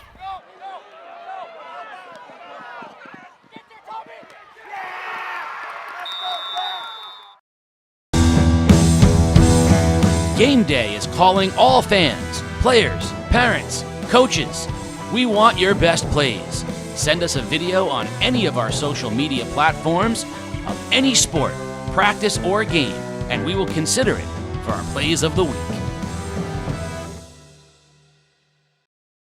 After the game, we're going to find us on social media at Game Day CT for our interview with the Foxwoods player of the game. Summer isn't over at Foxwoods. Summer's never over at Foxwoods. For more details about all the entertainment you can find at Foxwoods, go to foxwoods.com. Foxwoods Resort Casino, the wonder of it all. Game Day is a production of The Day Publishing Company. If you'd like to support Game Day and help us continue to bring you the best in Connecticut high school sports, please consider purchasing a print or digital subscription to The Day at theday.com/subscribe. We are at halftime at Waterford High School. Casey O'Neill along with Pasta Sanabria. And 42-0 Windham on top of Waterford in what has been as complete and dominant a half of football as we've seen this year on Game Day. Wow. The Whippets doing it predominantly through on the ground, but also defensively with some interceptions. We've seen some touch passes from Robinson Smay. So, but very impressive physically is Windham. They also did it without Victor Mejia for the large portion of the first half. Their stalwart running back and linebacker injured and replaced by J.C. Diaz, and really, I don't want to say didn't skip a beat, but it didn't really skip a beat. No, he just went right into the symphony of the music on that offensive line and just played his keys and ran the ball very well. I mean, this offense is probably one of the best that I've seen so far. I mean, and I know Killingley has a great offense, and they're very similar. The difference is the system, wing T. very simple to teach. It gives the offensive linemen the understanding of what football is in that offensive mindset and the expectations of where they need to attack. And then you do it when you find it. Right now they found 3 kind of loopholes: the outside game, the trap game inside, and then the quarterback with the waggle option. You know, it's just unstoppable right now tonight. And, you know, it's funny in the evolution of high school sports. So we see a guy like Dreibholtz over at Killingly. And, you know, for years, the Killingly quarterback, everyone knowing that they were going to run the ball, the Killingly quarterback needed to be able to throw it 5 yards twice a game. And other than that, they needed to manage getting snaps and handing the ball off. Right. And then all of a sudden, the evolution is of the high school player. And now you've got a Dreibholtz, 6'4", 185 pounds, can throw it, 65 yards in the air. Similarly here at Windham, you know, Robinson Smay is not asked to do a lot, but the dimension he gives that wing T with his ability to run the ball, but also he can throw the football. It's not just little, 5-yard passes. We saw his his touchdown pass earlier, also a great pass to Mangual that he threw. He's a guy that can throw the football with size. Yes. And I laugh. I go through the history of those great New London teams, whether it was Danny Vendetto or Victor Ebersol, guys who they laugh. They're like, we were just there to hand it off to Paul Howard and Jamal Johnson. But then they evolved, and little guys like, Mark Ferrasi did a really nice job there. But, John McCullough was a prototype-sized quarterback. He was a 6-foot-plus pitcher, shortstop quarterback. The development of that position, you guys, even teams that don't throw the ball much have quarterbacks who are very capable of doing that. Yeah, I was very lucky to have a gritty Todd Euchel in my era, Yes. where it's all about how that run game complements the pass. So when you have a team that runs very physical, when you have those safeties coming down because they have to make that commitment, you have play action, it looks so smooth. I mean, we seen it when Killingly played NFA, how smooth the play action was there. And here, the waggle is like a play action system too. And to do that, they did a blast pass, which caught the tight end, and then they come back with the fullback. It makes it easier for the quarterback to make a play. But again, that goes back to the way these coaches have been planning and calling these plays have been a great job, phenomenal. I mean, it was kind of a flawless, except for one penalty. They ran pretty good. Now, I have to give a big apology out to my man Todd Euchel because he would be so mad at me right now. Yes, he would. That's why I had to go out. Really? You left me out? I skipped over Kevin Lynch as well. Yeah, Kevin Lynch, yeah. But Todd Euchel was the quarterback when I was a senior as well. And was part of that great team with Jamal Johnson. And it's funny. He was like our Jim McMahon from the Bears. A very tough, gritty quarterback. Euchel was not asked to do a lot. He'd be the first to say I was good at handing it off and throwing it 10 yards. But it does require that. But, the evolution of the quarterback, now you see a guy, like Hines, who's doing, the Patrick Mahomes stuff. Right. But then you see Robinson Smay, who's got the size and the arm and can play quarterback and isn't asked to do as much. It's funny. When I was a freshman, I had played some youth football for a year, but it wasn't my thing. And Coach Bunicor said, I want you to play freshman football. I want you to play quarterback. Right. And I said, why? And he goes, you're smart. Yeah. He's like, you're an athlete. He's like, and I go, but I've never played quarterback. He goes, can you hand it to Jamal? That's it. I said, I can do that. He goes, can you pitch it to Jamal? I went, I can do that too. He goes, can you throw a screen pass to Jamal? I went, yeah. He goes, if you can't, doesn't matter because Jamal will throw it anyway. The ball will throw it anyway. And I was like, really? That's all? I'm like, that doesn't sound like a lot of fun though. I mean, But I said no because I wanted the legend of Todd Euchel to take hold. Imagine if I had played freshman quarterback you could have in been our London. quarterback in the state championship game. And then the legend of Todd Euchel might never happen. I got to tell you, Todd was an amazing guy. One time we were in the state championship, it got to a point where we knew coaches were like, hey, look, we're going to run sweep. We could beat them here, and we're going to run these plays. And it got to the point where he gets in the huddle. It was like, dude, Pasta, I'm not going to tell you what the play is. We're going to go right. You know where we're going to go. Sweep right. Left. Guys, I'm tired because my lips are cold because it was so cold that night that he didn't want to call the play formation. He just knew, hey, this is where we're going to go. We go right.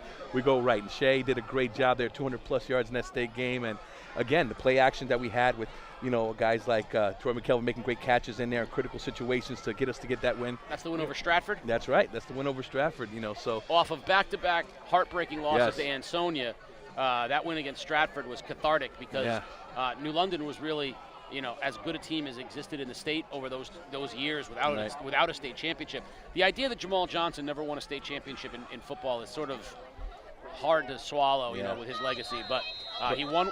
He was on a state championship baseball team and a state championship basketball team, but never won it in football. Yeah, but we were resilient. We went forward on that last play to go try to get a win, and then the one before was just one play. But yeah, it was great times. Kickoff Waterford here, and Windham will have the first possession of the second half. We're in a running clock position. Julian Cruz gets the kickoff, and he's still on his feet past the 45-yard line. So, here. Like I said, we are in a running clock situation with a 42-0 Windham lead, and it'll be interesting to see. Windham does not have a big team as far as the numbers. They're not a 50 person team. So I don't know how many subs / JV players you're going to see in the second half, but right now the starting line is on the field right now for Windham, and they will come up to the football 1st and 10 with the ball at the 47-yard line. So we see some different bodies out there now, so we can see already Windham's going to, and Robinson Smay will stay in at quarterback, but a couple different receivers and running backs. First down. Handoff to big J.C. Diaz, and he's wrestled to the ground, no gain. Good pursuit. Jax Higgins, Alex Hightower, and Matt Ugachoni all in on the tackle for Waterford. That was a great start, and then a great mentality of team tackling right there. That kid did not want to go down, but 4 or 5 guys did help him out and get him down there. So 2nd and 12. Ball back on the 46-yard line. I think the defense has to just work on play-by-play, trying to get them to force a 3rd and long situation, and then play some sound football over top, and hopefully they can get out of this series here. Robinson Smay under center. 2nd down play for the Whippets. There's the buck sweep. Julian Cruz tries to get past Ugachoni, puts his head down, and bowls over multiple tackles. We gotta love what we saw from Julian Cruz. And he's going to bring up 3rd and short. Tough run there for the Whippets. That Larry Zonka mentality. Just, I'm going to put my shoulder pad down. He should have been stopped about 8 yards behind, and then he goes in there and he just grinds it down. That's physical football. That's the psychological warfare that can put a defense thinking, like right now there was 2nd and 12, and now we're at 3rd and 4. It's very tough. Windham will take its time. We'll continue to give you some scores from Killingly Fitch and other games going on in the area as we get them. 3rd and 4, Robinson Smay. Handoff, big hole. 1st down and more. Heading to the outside. Cutting one more man to beat. Touchdown, Asael Garcia Rodriguez. Whippets. Big play. The big man rumbled, stumbled, and showed it all. Touchdown, Whippets. What a trap block, and there was nowhere, the second level was cleared out as well by the tackle coming upfield, picking up the linebacker, and he was clear sailings. Great effort by his receiver, just running downfield to get that last defender out the way. 48-0 Whippets as they come out here in the second half, get the opening kickoff, and big play, Garcia Rodriguez, the sophomore. We've seen him defensively. We know he can fly, and he's physical, strong, and that showed a little bit of everything. And the Whippets starting off the second half where they ended the first. Extra point is up from Jael Garcia Rodriguez. It is good, 49-0, Windham on top. We're gonna go to the out-of-town scoreboard with Peter Wappy. All right, so most of these games at halftime, we got Ledyard up 39-0 over Montville. Thames River Crusaders 21-7 over the Wilcox Canor Co-op. Killingly leading Fitch 31-6. Valley ahead of Cromwell Portland 21-14. Wow. And still waiting on a Cromwell Bacon update. So, Peter, could you repeat the Killingly Fitch score again? Killingly 31, Fitch 6. So, Killingly gets beat by this Windham team. and comes back and puts up almost 100 points, and will probably cross the 100-point barrier in the 2 games, and might be 100-6 in the 2 games following against a good Branford team and a good Fitch team. That's a wake-up call. That loss from Killingly to what is clearly a very good Windham team. There's no such thing as a good loss. But if it's a lesson and a learning opportunity, that Killingly loss might be exactly the thing that propels them into locking and loading for the remainder of the season. Very tough for a team to be that good and successful and maintain that focus to be disciplined to play the game each week. And then you get something like that where you get a tough loss by a double S program like Windham, where people just never thought in preseason that they would be in this situation. And then you come out here and you show yourself. So it's a good lesson for Killingly, and it just shows that the ECC has some good clubs here that are really playing good football. Yeah, Windham sitting at number 2 in double S, and I don't see that Ledyard game next week is going to be their last test. I don't think Weaver or Montville can compete with them, and they have a chance to go 10-0, and they will be a favorite in Class Double S. First down, Waterford. Hines going to keep it on the design quarterback keeper, and he'll get 5, crosses the 40. The clock will continue to run. 7:30 remaining in the 3rd period. Great effort by Nate. That young man has uranium in his body. The way he's playing tonight, it's like it's 0-0. He just has a heart of steel, and he's playing very hard to play, keep his team motivated to try to get into the end zone here and start something, spark some kind of energy. 2nd and 5. Handoff. Not much there. Windham rushing to the football. We see number 55, Jael Garcia Rodriguez, and number 57, Isaiah Alexis Mangual, all coming out of the pile there. 3rd and 5. 3rd and 5, Hines hands it off. Sutman, first down, crosses the 50, breaks a tackle, and down to the 42-yard line. Nice run from Brady Sutman. Definitely a great play right there. The lineman actually got off the ball there and contained their defenders. He made a great cut from the edge and worked upfield and gained some good positive yards for Waterford. Shout out here, number 30 of Waterford on the field, Mason Nossery, Father Dean Nossery, New London High School graduate. Yes, sir. Hines, quarterback keeper, bounces to the outside, puts his head down for a gain of 7 yards. So Waterford no quit in the Lancers, and Hines gains 7 on first down. This is what we were looking for from Waterford. The momentum and the pace that they're playing right now and gaining these yardages has kind of put Windham in a little bit of a heel mode. So we'll see if they can come back to that. They're playing that no huddle again. 2nd and 4, turning up the tempo. There's the empty backfield set. Hines drops, takes a beat, keeps it.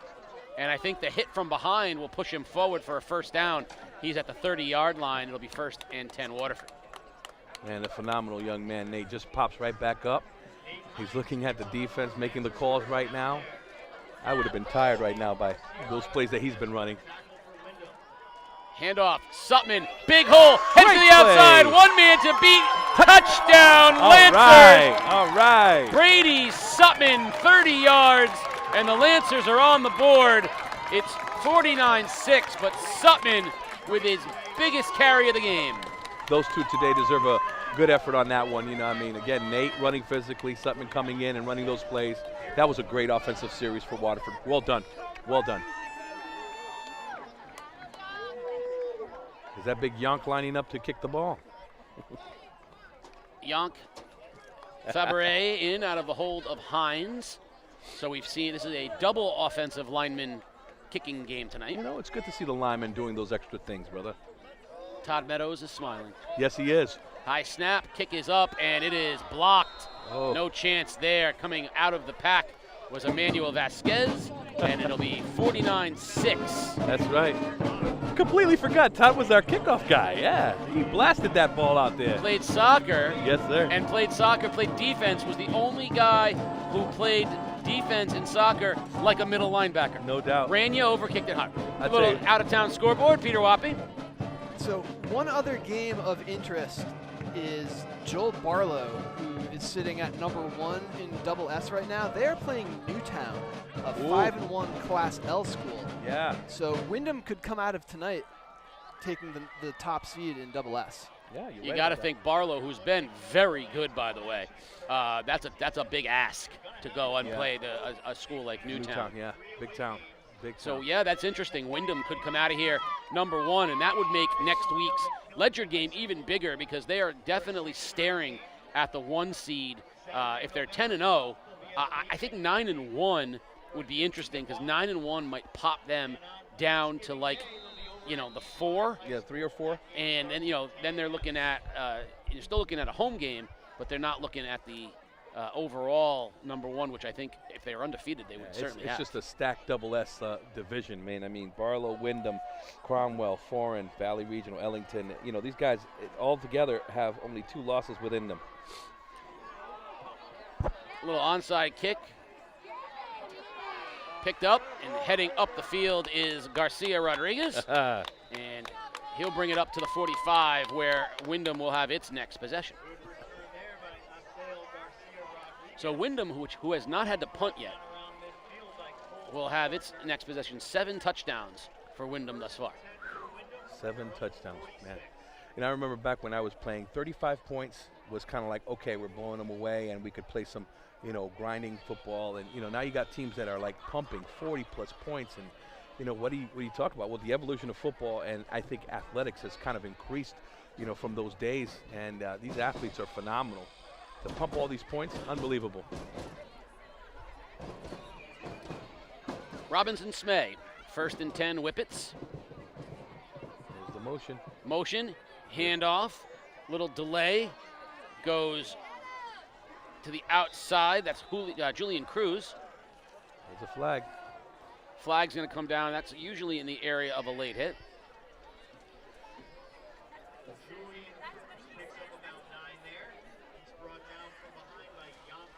So we'll see what the flag is. Personal foul against Waterford. So that'll move Windham deeper into Lancer territory. I'll tell you, the biggest difference that I've seen through the experience of from the coach coordinator and everything like that, the brotherhood of this team and the discipline of just, getting up, going back into the huddle, go to the next play, not worrying about anybody, heckling you, just playing the game the way it's supposed to be, just shows the quality of this team. 1st down, ball now spotted just outside the 30-yard line of Waterford. Clock down to 3 minutes. Robinson Smay under center. Handoff, straight up the middle, big hole, big run. Wow, rumbling. Still on his feet. Bumbling. Doesn't want to be denied. Rumbling. Still on his feet, pushing Garcia Rodriguez. And finally down inside the 10, Asael Garcia Rodriguez. Wow. All I could picture was Earl Campbell going right down the middle there. A quick trap play, full right up in there, and then he is just holding that ball with 2 hands and laying the blow.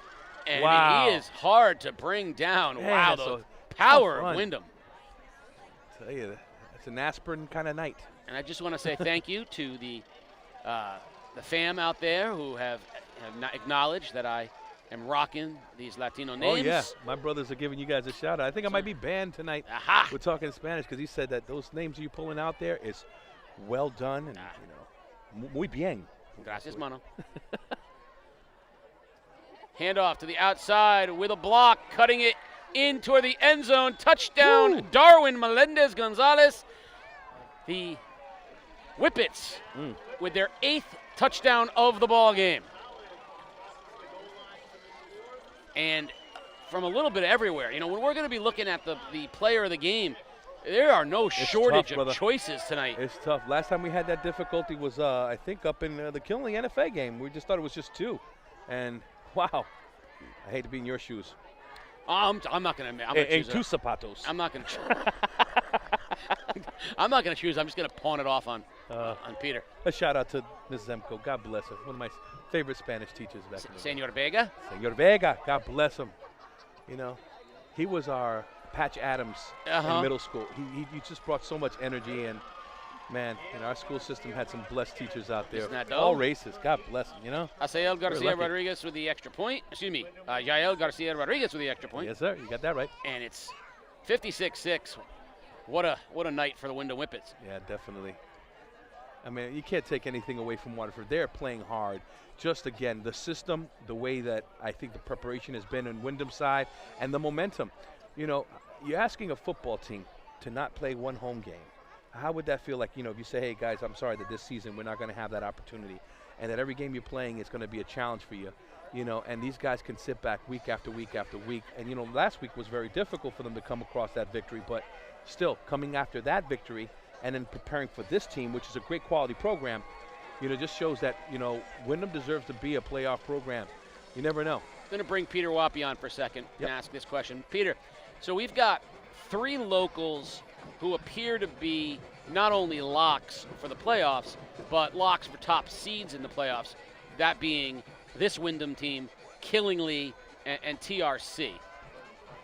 Is that a fair assessment that those 3 are presumptive locks with high seeds in their respective classes? So, I mean, Killingly, even with the 1 loss, could be a middle of the pack in that double M. But with the 1 loss, they are a presumptive playoff team, and they'll be in the for sure in the 3-4 range. Yep. TRC and Windham, obviously. Is there any other team other than Ledyard who realistically could have a postseason appearance left in the conference? This loss will knock Waterford down too far. Is there anyone other than Ledyard? So Fitch losing tonight is that's gonna be a 3rd loss for them, so that's gonna knock them out of contention. And they still have a tough schedule coming up as well. Right, they play Ledyard Thanksgiving, right? Class M, Woodstock sitting in 8th and East Lyme sitting in 9th. Ooh. Both of those teams with tough schedules, though. In the Here's flat, the yep. Sutman with the reception and a big hit. Laying the boom is Number 44. Put a little raspy on it. Say, give it a. You throw it in there. Well, that was Jael Garcia Rodriguez, number 55. So Woodstock still has to play Fitch, NFA, and Killingly. Right, which East Lyme's got New London, NFA, Fitch, Waterford. So realistic. So but Ledyard's going to have to win that game. Hines would keep it. He'll head to the outside. He'll be shoved out of bounds. Ledyard's going to have to win that game against Windham, or can 2 losses still get Ledyard in? So Ledyard's got Windham, New London, and Fitch to finish the season. So no gimmies there. No gimmies there. Couple teams with 2 losses right now, so they might be able to slide in if they're 7-8. They might be able to, but that's, you know, tough one there too for them. So it's possible we could get a number 1 seed in Class S with Windham. TRC could be a top seed or in the top 2 or 3 in there, and so could Killingly. As we are at the end of the 3rd quarter, we'll talk more about playoffs and other things when we come back. You're watching Game Day live on theday.com. Game Day opens the high school basketball season back at the Mohegan Sun with the 2nd annual Day Holiday Classic. We'll bring you 3 games on Monday, December 19th. First, a rematch of last year's Division I championship game between East Catholic and Notre Dame of West Haven. Next, a rematch of last year's Division III semifinal as St. Bernard takes on Daniel Hand. And finally, ECC rivals New London and NFA see if they can top last season's buzzer-beating drama. It's the Day Holiday Classic, Monday, December 19th at Mohegan Sun Arena, and streaming live on Game Day.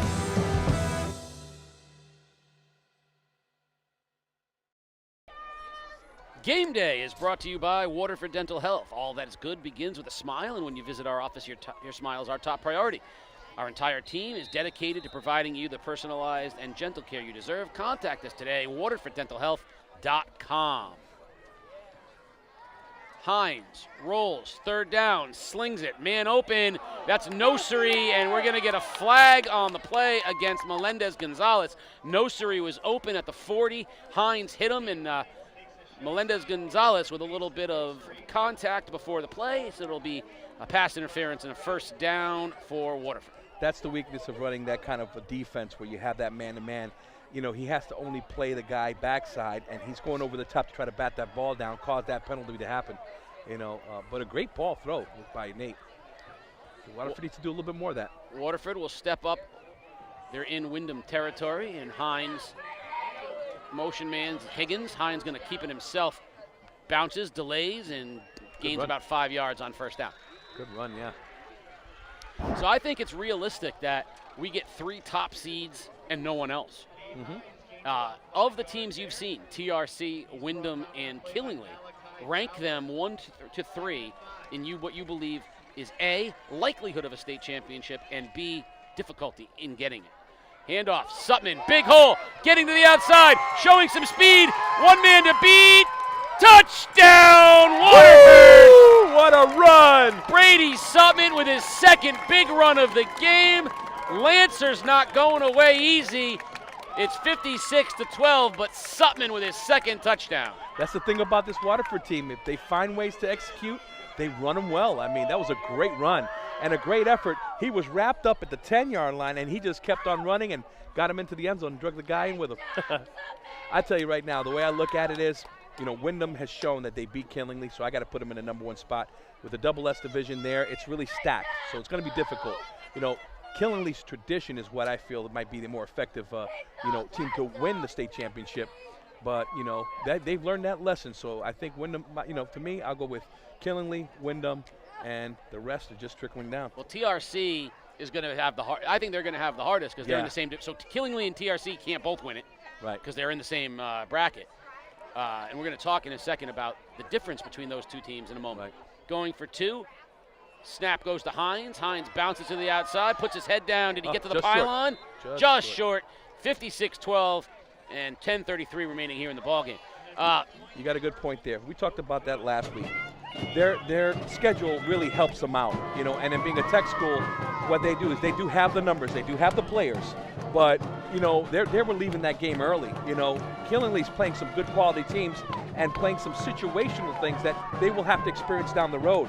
So, I got to give my edge to Killingly on that one. Yeah, Killingly has played, they played NFA. Right. They played Bloomfield. They played Branford. Right. They played Windham. They have played a very good schedule. TRC, unfortunately, with the tech school schedule, may only have a team or 2 with an above 500 record that they're going to face all year. And what's going to happen is that they need a break. That first game they play in the postseason, they need somebody that they can get off against, because if they have to play a team like Killingly in their first game, it's going to take them too long to get up to the speed of what that game's going to look like. Or they might get that first feeling of being behind and not being able to play that kind of caliber game where they're down. So it's really challenging, but I do got to say that their program has shown a lot of shine in the area. I think it would be fabulous if we could get those 3 teams deep into the postseason. This Windham team in particular really looks fabulous here. We'll have to see what happens with Mejia, as in, what his status is the rest of the year. Ball comes down to Cruz. Breaks a tackle, flag on the play, so that's going to probably be a block in the back or a hold, and it'll probably back Windham up. And with the clock running and under 10 minutes remaining here in the ballgame. I can tell you, brother, with this weather being this way, the only thing I could picture in my mind is a nice cooked pernil pork shoulder with some arroz con gandules. The way these kids are playing today, they all deserve a plate, with the effort that they're putting in. But, man, right now, it would be great to have a plate right there, right? What do you think? True story. A friend of mine who we have talked about tonight, but whose name I will not mention, had a girlfriend in high school, whose name I will not mention, who could cook, and she and her mom would make food, and he lived with us while he was dating her, and I would eat that food every week. And then he said they were going to break up, and I said, no, man, you can't break up with this girl. Do you understand? You can't break up with her. I need 9:10 remaining. Windham with the possession here and the clock running. There's the trap. Trap play straight up the middle, and a nice job. And we do have a new quarterback, it looks like, into the ball game. Looks like Emmanuel Vasquez is going to be taking the snaps, if I have that right, for Windham.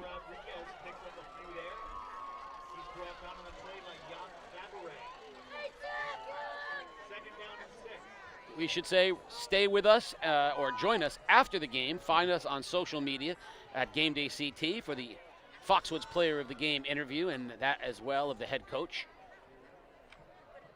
Handoff on second down, big hole, bouncing it to the outside, crossing the 40 to the 45-yard line goes Asael Garcia Rodriguez. Another first down for the Whippets. Now, if I'm not mistaken, there was a 44 back in the NFL by Mike Allscott. Was he a 44 guy? I'm not sure. He was. You know, he just looks just like him. Very physical, man. Unbelievable. Tampa Bay Buccaneers. That's right. It was during a time when there was big fullbacks playing running back. Right. You had a handful of them. You had Peyton Hillis with Cleveland, and you had Allstott, these guys that were really they were fullback guys, but they were playing that running back position. One of my favorites was Christian Okoye. The Nigerian Nightmare. The Nigerian Nightmare. I still He and think Stephen Atwater had him when he was on Barry Word. Yeah, they give Steve Atwater too much credit. I'm going to throw it out there.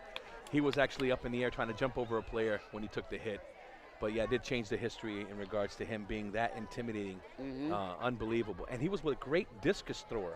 Yeah, he was for great. San Diego State University. Yeah, football was the sport he came to last. Yes. That was one of those things where a football coach saw him and saw him physically and went, "You are now playing football." Yes, sir. And it's amazing that he didn't end up as a linebacker or a lineman because of his size. Second down and 12. 7 minutes here in the ball game. 56-12. Handoff, and getting back past the original line of scrimmage is Garcia Rodriguez.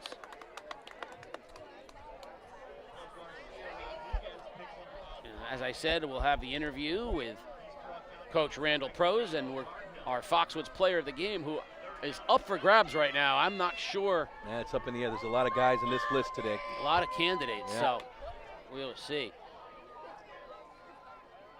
Of course, as I said, starting next week, you want to join us on game day, Wednesday for the boys soccer finals, Thursday for field hockey and girls soccer, Friday for volleyball, Saturday for swimming. Little delay. Handoff, bouncing to the outside is Julian Cruz. Cruz crosses the 30, crosses the 20, crosses the 10. Touchdown, Whippets. Julian Cruz to the house. These Whippets are for real. Just tough. Tough running. Little kind of a sprint draw added to the mix, just a delay to set up the blocking scheme. And, man, he found a little gap, and he was off to the races. 62-12, Windham. Wow.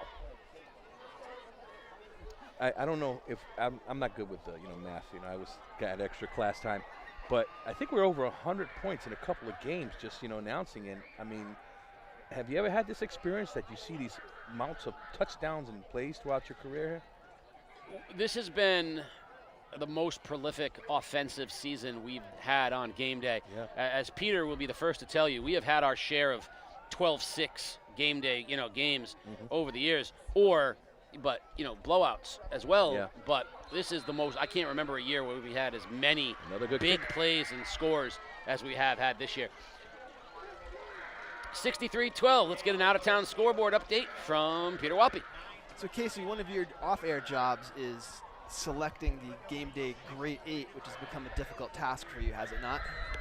It has been a very difficult task. So, heard from one longtime game day fan with a good-natured complaint that Ryan Outlaw was snubbed in this week's countdown. I'm not saying the two are connected, but Ryan Outlaw has run for 4 touchdowns for Thames River today. They lead 42-7. Woo! So I will say that not only was Ryan Outlaw a candidate for player of the game last week, it was really between him and Seth Cunningham, and it was a very difficult choice. Ryan Outlaw's play was 9th this week, and it could very well have made the top 8. It was a play I described as him running angry. And I think the only reason Ryan Outlaw didn't make the top 8 this past week is circumstance. We could absolutely have included him, and he's going to have a long year in multiple sports of being on game day. So I'm going to say that complaint is completely valid. It was a agonizing choice for me to keep Ryan Outlaw out of the out of the mix this week. Well, you might have to for the tack top on some honorable mentions, you know, and add it into the mix there. Well, I considered putting him and Seth Cunningham as one play. Say, just kind of pick the run. And we have a Windham player down as the kickoff comes out to the 40-yard line for Waterford. That was a unusual. I think he was trying to make a move downfield and buckled. He probably twisted his ankle as he's grabbing his ankle right now. All right, so a player down on the ground. We're going to take a timeout. 4:39 remaining here, 63-12. Windham on top. You're watching Game Day live on day.com. You buy better. Better first. Much better. So much better first. The right insurance at the right price. You buy better first. You buy better first. You buy better. The Burns Agency can feel it, and we know you feel it too. Fall is here. Crisp air, falling leaves, pumpkin everything, and football. So much football. With a new season upon us, it's a great opportunity to take a quick time out and make sure your insurance program is in order. The Burns Agency is here to help you play by play. Strong coverage, dependable service, and touchdown savings. Give us a call or visit us online. The Burns Agency, proudly serving Eastern Connecticut since 1932. 9 points. All right, so good news. Jael Garcia Rodriguez walked off on his own power. A little twist of the ankle. I think after he kicked off, he just planted it. First down. Hines with the keeper. Big hole. Bounces to the outside. Nate Hines is at the 40. And Nate Hines is through the 30 to the 25-yard line. Great run. Where he's finally shoved out of bounds by Robinson Smay. So one quarterback prevents the touchdown from the other. Man, what a great heart by that young man, Nate, man. He couldn't, like I said, it's easily to give up on a game like this. He gets right under there and runs full speed to get to the outside corner. And then again, jogs right back, calls the plays. What a great heart by that young man, Nate. First down, Hines hands to Sutman. Sutman tries to bounce it outside, and he's pursued and wrapped up and wrestled to the ground. Finally brought to the ground by J.C. Diaz. I also got to mention that, Windham has a great wrestling program, too. We didn't talk about that. These guys, they split apart when they go from one program to another and bring success to the next level. I mean, they're an overall good quality program. Yeah, so for them to have a soccer and football team as good as they are, and then go into the winter with the boys basketball and wrestling as good as they are, in a school that's a double S school is really a testament to the sports. Mm-hmm. Clock now, 3 minutes and change remaining here in the ball game. Hines on 2nd and 10 stands at his own 27-yard line. Hines wants to throw. Now pressured and rolls right. Looking into the corner of the end zone and just out of bounds. A diving effort by Nosri, and he made the catch. So great catch by Mason Nosri, but out of bounds. That's a great effort as the clock runs with 2:45 remaining. I definitely want to see if Waterford could punch one in here out of respect. Again, this program, you can't really tell by the score, but we've seen them from the very preseason game when we first met working here, and then just throughout the season. They're a good club. They're going to get some more victories before the end of the year. Hines rolls, little middle screen to Sutman. Sutman crosses the 10, down the sideline. Touchdown. Touchdown, third of the game. Brady Sutman, he has accounted for all three Waterford scores. 63-18. Windham on top, but Sutman with his third touchdown of the ballgame. And I love the play call. Yeah, it was a great play call. Again, that screen's been effective because that defense has adjusted to now playing zone play. And that makes that linebacker just have to drop back on a pass situation. It's good when you have it, but when you play man-to-man, you try to throw a screen, and he's assigned. It's tough to do. Good series for Waterford. Big Yonk Fabre into the ball game for the extra point. Get it in there, buddy. Good snap, good hold, and it is a fake. Hines keeps it. Hines rolls. Hines throws. Incomplete. Oh, good effort that time. 63-18 with 2:17 remaining. And I got to think when Windham gets this ball, we're gonna just see the clock run out. So yeah, definitely. Casey, talking about athletic excellence at Windham, don't forget last year we saw the girls basketball team win an ECC tournament championship. That is correct. That is correct. So yeah, we were talking actually last year. You know, Windham is and I want to give a big shout out to the Windham school and student section, because you know, one of the challenges we have here on game day is our coverage area and being able to get the word out to some of the schools that are on the fringe of the day's newspaper coverage area, and it's tough sometimes. You know, they're not plugged into the day and making ground there.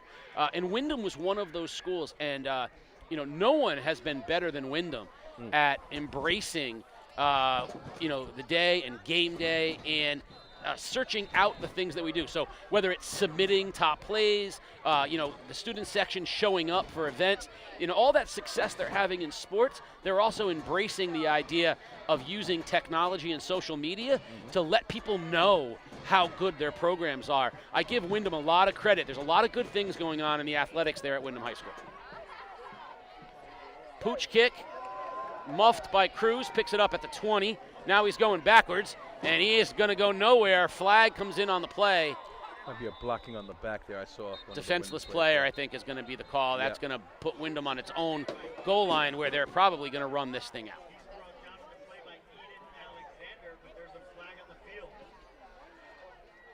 You know, the defensive player rule is put out there because we know safety is so important. But then the critical part of a player, and this is how we have to coach up, when do you know, to be able to let that go, let that player go by? You know, before we used to always have the hands up and use that basketball technique. Now we have to make sure, you know, things like that have to be coached and practiced every day, you know, during tackling fundamentals, you know, reviewing it through film, because that's going to make the sport a lot better. You know, things like that to avoid head injuries are really important in the youth level. You know, we know our young players are developing their brains still throughout that period of time, and I'm really happy how, you know, just the team of trainers that are out there following up, and then training the coaches. You know, that's a mandatory thing, training the coaches to make sure that we are aware of concussion protocols. Well, it's funny because I happen to think that football has become challenging for the officials and fans to understand. We talked about, you know, the head-to-head contact, right, targeting, and but the one thing that I think has made football better is the humanity that's been put into with the notion of defenseless player. These are high school kids, and nobody should go and get blindsided, whether it's concussion, broken jaws. We've seen the worst of the worst back in the day when you clean somebody's clock because they were defenseless. They weren't watching you. Think about it, blindside. I mean, hitting someone who's not looking at you. I love the humanity involved in. If that guy's not looking at you, you can get in his way, but you can't lay him out. I broke my jaw at Eastern Illinois when we played him because of a spearing rule, and then that spear rule came into effect the year after, and you know, now it evolved to our targeting. So, you know, things like that, every year reviewing, referees are getting involved, you know, all that, it's great for the sport. As expected, Windham taking a knee as the clock is down now, 45 seconds remaining. So you're going to get a 63-18 final here tonight, which is the most points Windham has put up this year, and Waterford, to its credit, 3 Sutman touchdowns to stay in it. Windham will bounce away next week to the big game at Ledyard. Yes, sir. Waterford, well, it doesn't get any easier. Next week, they're at Killingly. Wow. The 2 most physical teams in the league back-to-back for the Lancers. As the clock ticks down, Peter, can we get you back for one last out-of-town scoreboard? I don't have any updates because I think this game has gone so quick. Not a lot of games out of halftime. One update for you, Killingly now leads 38-6 over Fitch. Thank you. So, as always, stay tuned or look for us on social media, because after this game, as you know, the Foxwoods player of the game, as well as the head coach, and of course, all the action will be available soon through the highlights of this game. So for Peter Wappy and the crew, and for my mano, Pasta Sanabria, we say good night. Join us next week. It's championship week next week. We'll be around for all of them. You've been watching Game Day live on theday.com.